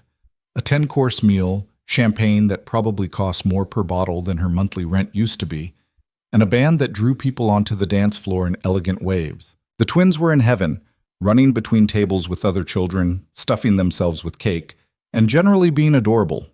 Isabella danced with Lorenzo beneath strings of lights that turned the garden magical. His hand at her waist felt possessive and right, his body moving with hers in perfect rhythm. See anyone you recognize? Lorenzo murmured against her ear. Isabella scanned the crowd and felt her stomach drop. Dominic Castellini sat at a prominent table, looking satisfied. The Russo family matriarch watched with calculating eyes. And in the corner, partly hidden by shadows, were men she recognized from news reports. The Volkov brothers, the Russians who'd tested their security. Why are they here? Isabella's voice tightened. After they threatened us. You invited them? Keep your friends close and your enemies closer, Lorenzo replied calmly. They're being watched by Marco's best men, and their presence here signals acceptance. They've acknowledged our marriage, our alliance, our strength. It's actually a good sign. It doesn't feel good. It feels dangerous. Welcome to my world, Mrs. Vieri, where weddings double as business meetings and every smile hides an agenda. Lorenzo's hand tightened on her waist. But not ours. Our marriage is real, regardless of the theater surrounding it. Is it? Isabella challenged quietly. Real? Or just less fake than it could be? Lorenzo stopped dancing, his eyes searching hers with uncomfortable intensity. You tell me. What do you feel right now, in this moment? Truth only. Isabella's heart hammered. The honest answer was complicated, messy, terrifying. But Lorenzo had asked for truth, and she'd promised honest effort. I feel scared, she admitted. Scared of losing myself in you. Scared of what your world will do to our children. Scared that I'm falling for you despite every logical reason not to. She paused, gathering courage. But I also feel safe, protected. Like maybe, possibly, we could actually build something real instead of just surviving together. Lorenzo's expression softened into something achingly tender. That's all I'm asking for. The possibility. The chance. He pulled her closer, their bodies aligned perfectly. I'm falling too, Isabella. Have been since I saw you in that rain-soaked street with our children. Maybe even before that, 3 years ago, when you first smiled at me. That's just attraction. Chemistry. It's a start. Lorenzo's lips brushed her temple. We'll build the rest as we go. One day, one choice, one moment of honesty at a time. The song ended, transitioning into something faster. Marco appeared, claiming Isabella for a dance, while Dante swept Lorenzo into an absurd waltz that made the twins giggle uncontrollably. You did well today, Marco said as they moved through the steps. Handled the political nightmare with grace. Even Dominic seemed satisfied. Is he? Or is he planning something we can't see yet? Marco's expression turned assessing. You're learning. That's good. Questioning everything is how you survive in this world. He paused, choosing words carefully. For what it's worth, I think Lorenzo's genuinely trying. I've known him his whole life, and I've never seen him work this hard to be better. That's because of you. Don't underestimate your influence. Influence isn't love. No, but it's a foundation to build on. Marco spun her expertly. Give it time, Isabella. Let him prove himself. You might be surprised by what you find. The evening wore on with toasts and laughter, and the twins eventually falling asleep on a sofa, exhausted by excitement and sugar. Isabella watched Lorenzo carry Adrian to bed while Dante handled Mia, both men gentle and competent with the sleeping children. Your family is beautiful, a woman's voice said from behind her. Isabella turned to find Sofia Castellini, Dominic's niece and Lorenzo's former fiancée, watching the scene with unreadable eyes. She was stunning in a navy dress, her dark hair swept into an elegant chignon. Thank you, Isabella said carefully, unsure where this conversation was heading. I owe you gratitude, actually. Sofia's smile was genuine. You freed me from a marriage I didn't want, gave me the chance to be with the man I actually love. Lorenzo mentioned you had someone. Marcus. He works in my uncle's organization, brilliant with numbers and logistics. We've been in love for 2 years but couldn't act on it because of family politics. Sofia's expression softened. Your existence changed everything, gave both Lorenzo and me what we actually wanted. I'm glad something good came from this mess. More than you know. Lorenzo is happier than I've ever seen him. He smiles now, laughs with his brothers, actually looks forward to going home instead of burying himself in work. Sofia touched Isabella's arm lightly. Don't let the circumstances make you doubt what you have. I've seen enough arranged marriages to know when there's real feeling underneath. You two have it. Don't waste it. The unexpected kindness made Isabella's eyes burn. Thank you for understanding, for not hating me for ruining your engagement. You didn't ruin anything. You revealed truth. Sofia smiled. Now go dance with your husband. The night's almost over, and tomorrow you start building your actual life together. Isabella found Lorenzo saying goodbye to guests, playing the gracious host with practiced ease. But when he saw her approaching, his entire face transformed, softening, warming, becoming genuine. Dance with me again? She asked. One more before everyone leaves? I'll dance with you until dawn if you want. Lorenzo drew her close as the band struck up something slow and romantic. Having regrets yet? Constantly, but none about marrying you. Isabella rested her head against his chest, hearing his heart beat steady and strong. This is insane. All of it. But maybe insane is better than safe and lonely. I'll take insane with you over sane without you any day. They swayed together as the garden slowly emptied, guests departing with varying levels of sincerity in their congratulations. Finally, it was just family. Marco and Dante, Maria and the house staff cleaning up quietly, and Isabella and Lorenzo still moving to music only they could hear. What happens now? Isabella asked quietly. Tomorrow. Next week. The rest of our lives. What does it actually look like? We figure it out together, Lorenzo replied. We raise our children. We learn to trust each other. We build something neither of us expected but both of us need. He pulled back enough to meet her eyes. And we take it one day at a time. No expectations beyond honesty and effort. And love? Do we hope for that too? Lorenzo's hand cupped her face, his thumb tracing her cheekbone with reverent gentleness. I already love you, Isabella. Have for a while now, even though I know it's too soon and too complicated and probably unwelcome. But it's true. So yes, I hope for love. I hope you'll eventually feel the same. The confession stole her breath. Isabella wanted to say it back, to match his vulnerability with her own. But the words stuck in her throat, too terrifying to release. I'm not there yet, she whispered instead, but I'm getting closer. Every day, every moment with you, I feel myself falling despite everything telling me not to. Then fall, Lorenzo urged softly. I'll catch you, I promise.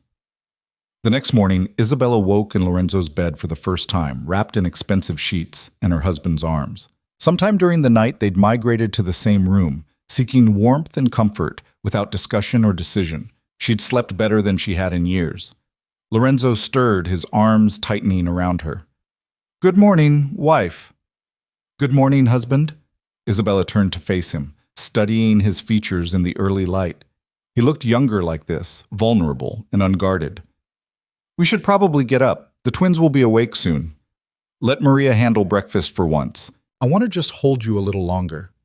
So Isabella stayed, letting herself be held, feeling the steady rhythm of Lorenzo's breathing, the solid warmth of his body against hers. This was intimacy without pressure, closeness without demands. It was startlingly peaceful.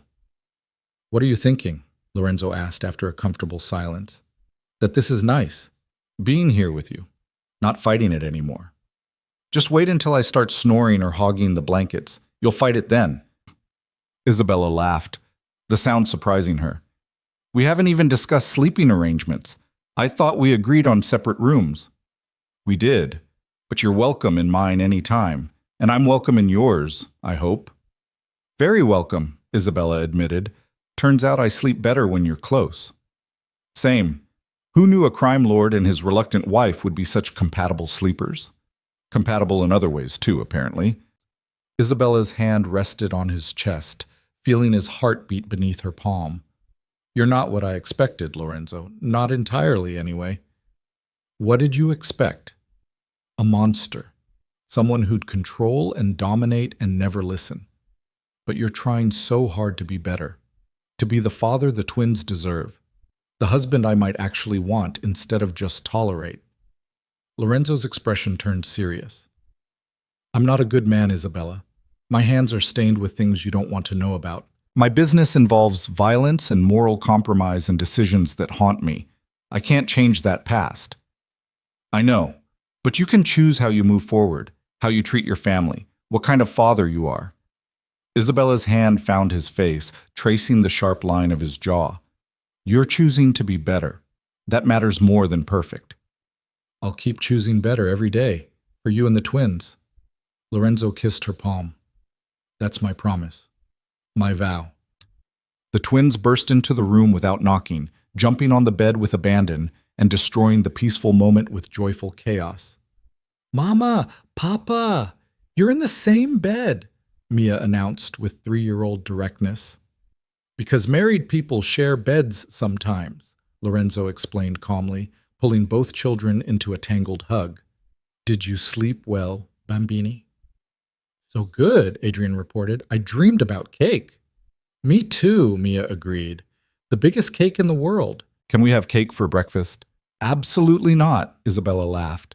Real food first, then maybe cake for dessert later. They spent the morning as a family, breakfast together, playing in the garden, reading stories in the library. It was startlingly normal, almost boring in its domesticity. And it was perfect. That afternoon, while the twins napped, Lorenzo took Isabella to his office with unusual solemnity. Papers covered his desk, legal documents, contracts, things that made Isabella's stomach tighten with apprehension. What's all this? Our future. Multiple options laid out for us to discuss and decide together. Lorenzo gestured to the documents. Option 1. We stay in New York, maintain high security, and I gradually transfer more operational control to Marco so I can be more present with the family. Risk level, moderate to high. Option 2? Isabella's voice was tight. We relocate to the estate I own in Tuscany, Beautiful countryside, excellent schools, enough distance from my business that the twins can grow up relatively normal. I'd still run operations remotely, but with significantly reduced visibility, risk level, low to moderate. And option 3? Lorenzo's expression was carefully neutral. I walk away entirely. Sell my interest to Marco and Dante, take the family somewhere completely removed from this world, and start over as civilians. Risk level, minimal, but it means abandoning everything I've built. Isabella stared at him, searching for the catch. You'd really do that? Give up your entire empire? For my children's safety? In a heartbeat. For a real marriage instead of a strategic one? Absolutely. Lorenzo's eyes held hers with devastating honesty. I meant what I said, Isabella. You and the twins come first. If you want out of this world, we'll get out, together.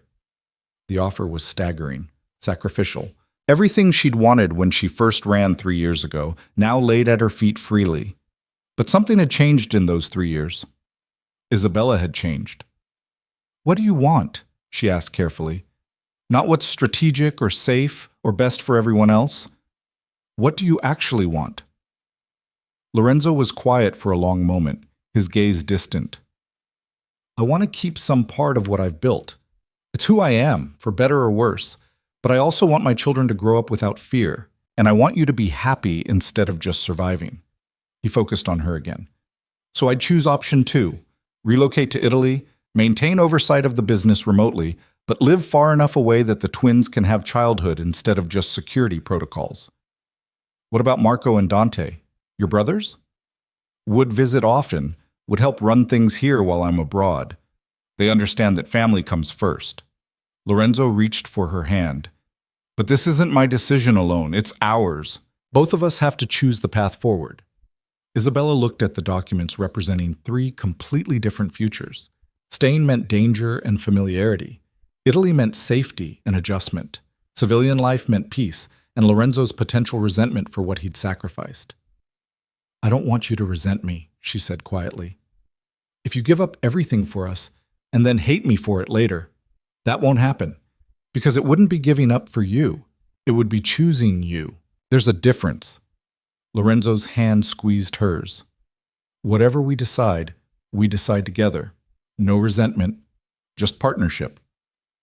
Isabella thought about Mia and Adrian, about the kind of childhood she wanted for them. Thought about the garden and the library and the security that suffocated. Thought about Lorenzo, trying so hard to balance who he was with who he wanted to be. Italy, she decided. Option 2. We relocate to Tuscany. You maintain enough business involvement to stay engaged but not consumed. The twins grow up with more freedom but still protected. And we... She paused, gathering courage. We build a real marriage in a place that isn't weighed down by New York's dangers and politics. Lorenzo's relief was palpable. You're sure? It means leaving the only home you've known, learning a new language, adjusting to a completely different life. I've been adjusting my whole life. This time I'm doing it with resources and support instead of alone. Isabella smiled. Besides, the twins should know their Italian heritage, and I've always wanted to see Tuscany. Then Tuscany it is. Lorenzo pulled her into his arms, holding tight. We'll leave within the month. Give Marco time to transition operations. Get the twins settled.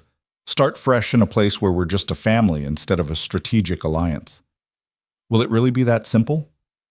Probably not, but we'll face complications together, as partners, as husband and wife. Lorenzo pulled back enough to meet her eyes. Thank you for choosing us, for giving this marriage a real chance instead of just enduring it. Thank you for making it worth choosing. They kissed then, slow and deep, sealing the decision with tenderness and heat. When they finally broke apart, both slightly breathless, Lorenzo rested his forehead against hers. I love you, he whispered. I know it's still too soon for you to say it back, but I wanted you to know what I feel is real. It's not strategy or necessity, it's just truth. Isabella's heart cracked open, letting in light and feeling and terrifying vulnerability. She wasn't quite ready to say the words back, but she was closer than she'd ever been. Ask me again in Italy, she said softly, after we've built our life there, after the twins are settled and happy. after we've proven we can actually do this. Ask me then, and I think my answer might surprise you. I'll hold you to that, Mrs. Vieri. I'm counting on it, Mr. Vieri. 6 months later, Isabella stood in the garden of their Tuscan estate, watching the twins chase butterflies through lavender fields that seemed to stretch forever. The villa was old stone and climbing roses, with gardens that put the New York estate to shame and views that made her breath catch every morning. Lorenzo had kept his promise. He ran his business remotely, traveling to New York only when absolutely necessary, and always returning within days instead of weeks.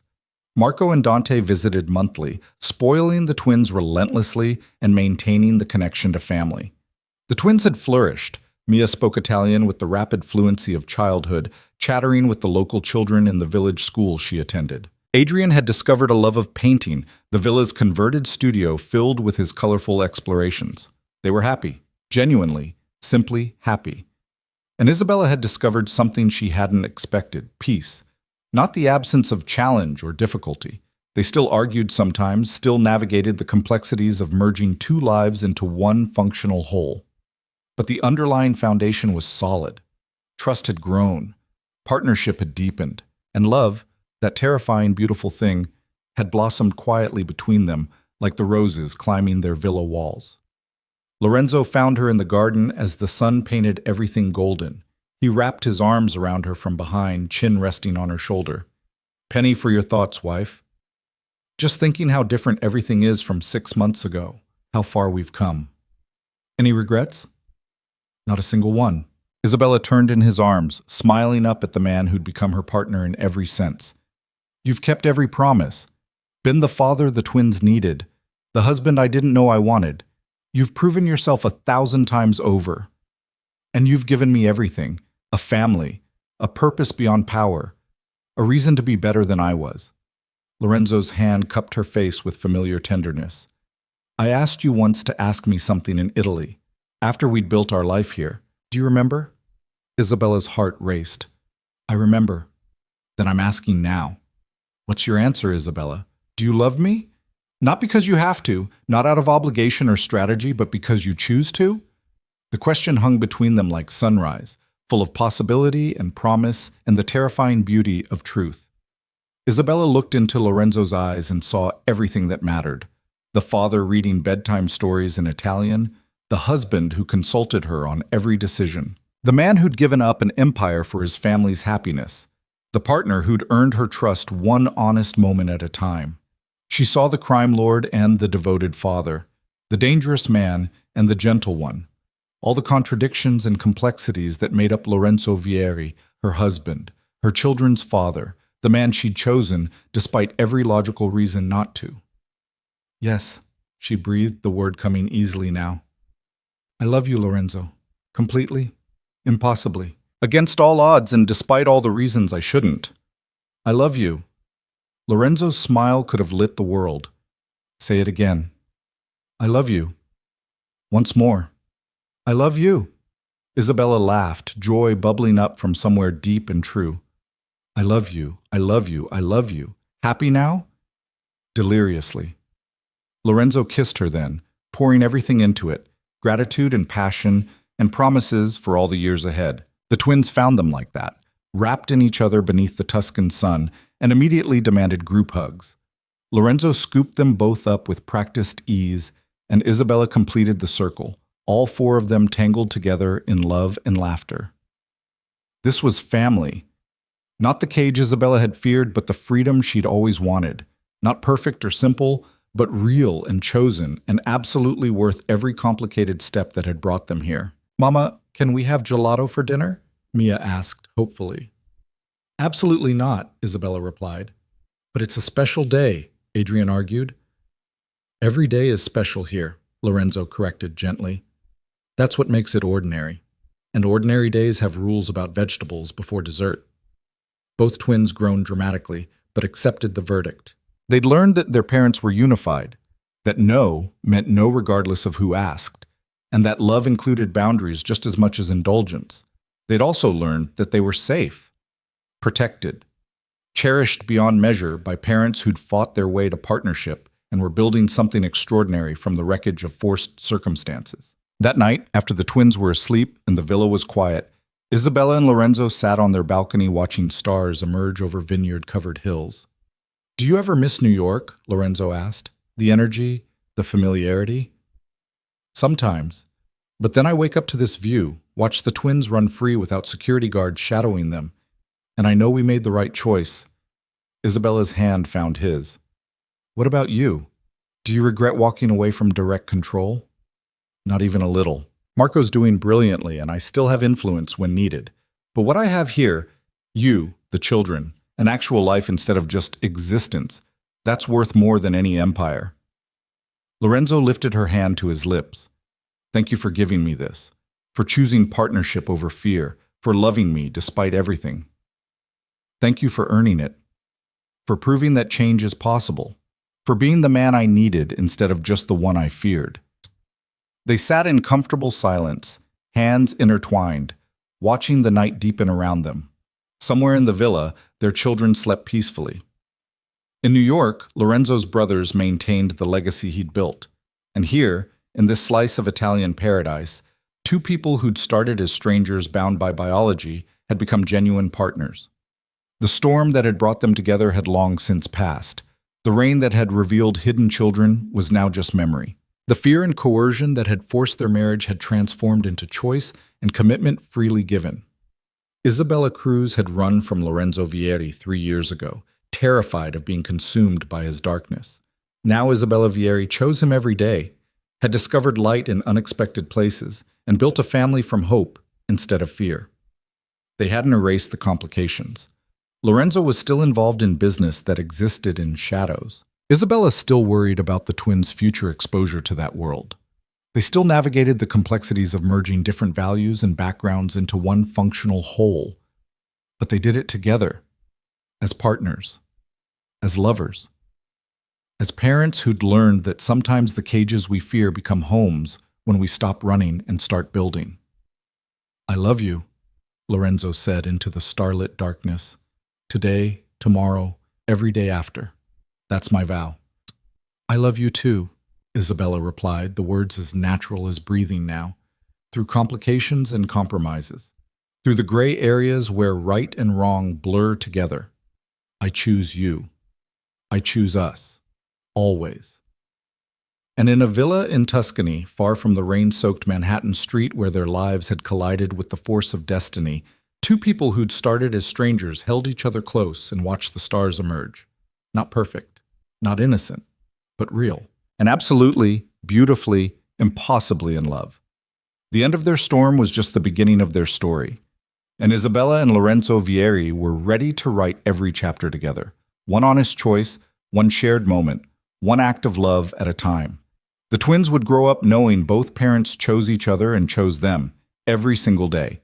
They would learn that love isn't just romance, but partnership, trust, and the willingness to build something better than what you started with. And someday, when Mia and Adrian were old enough to understand, they would hear the story of how their parents met in a storm, were forced together by circumstance, and chose to transform obligation into devotion. It was messy, complicated, absolutely imperfect, but it was theirs, and that made it perfect enough.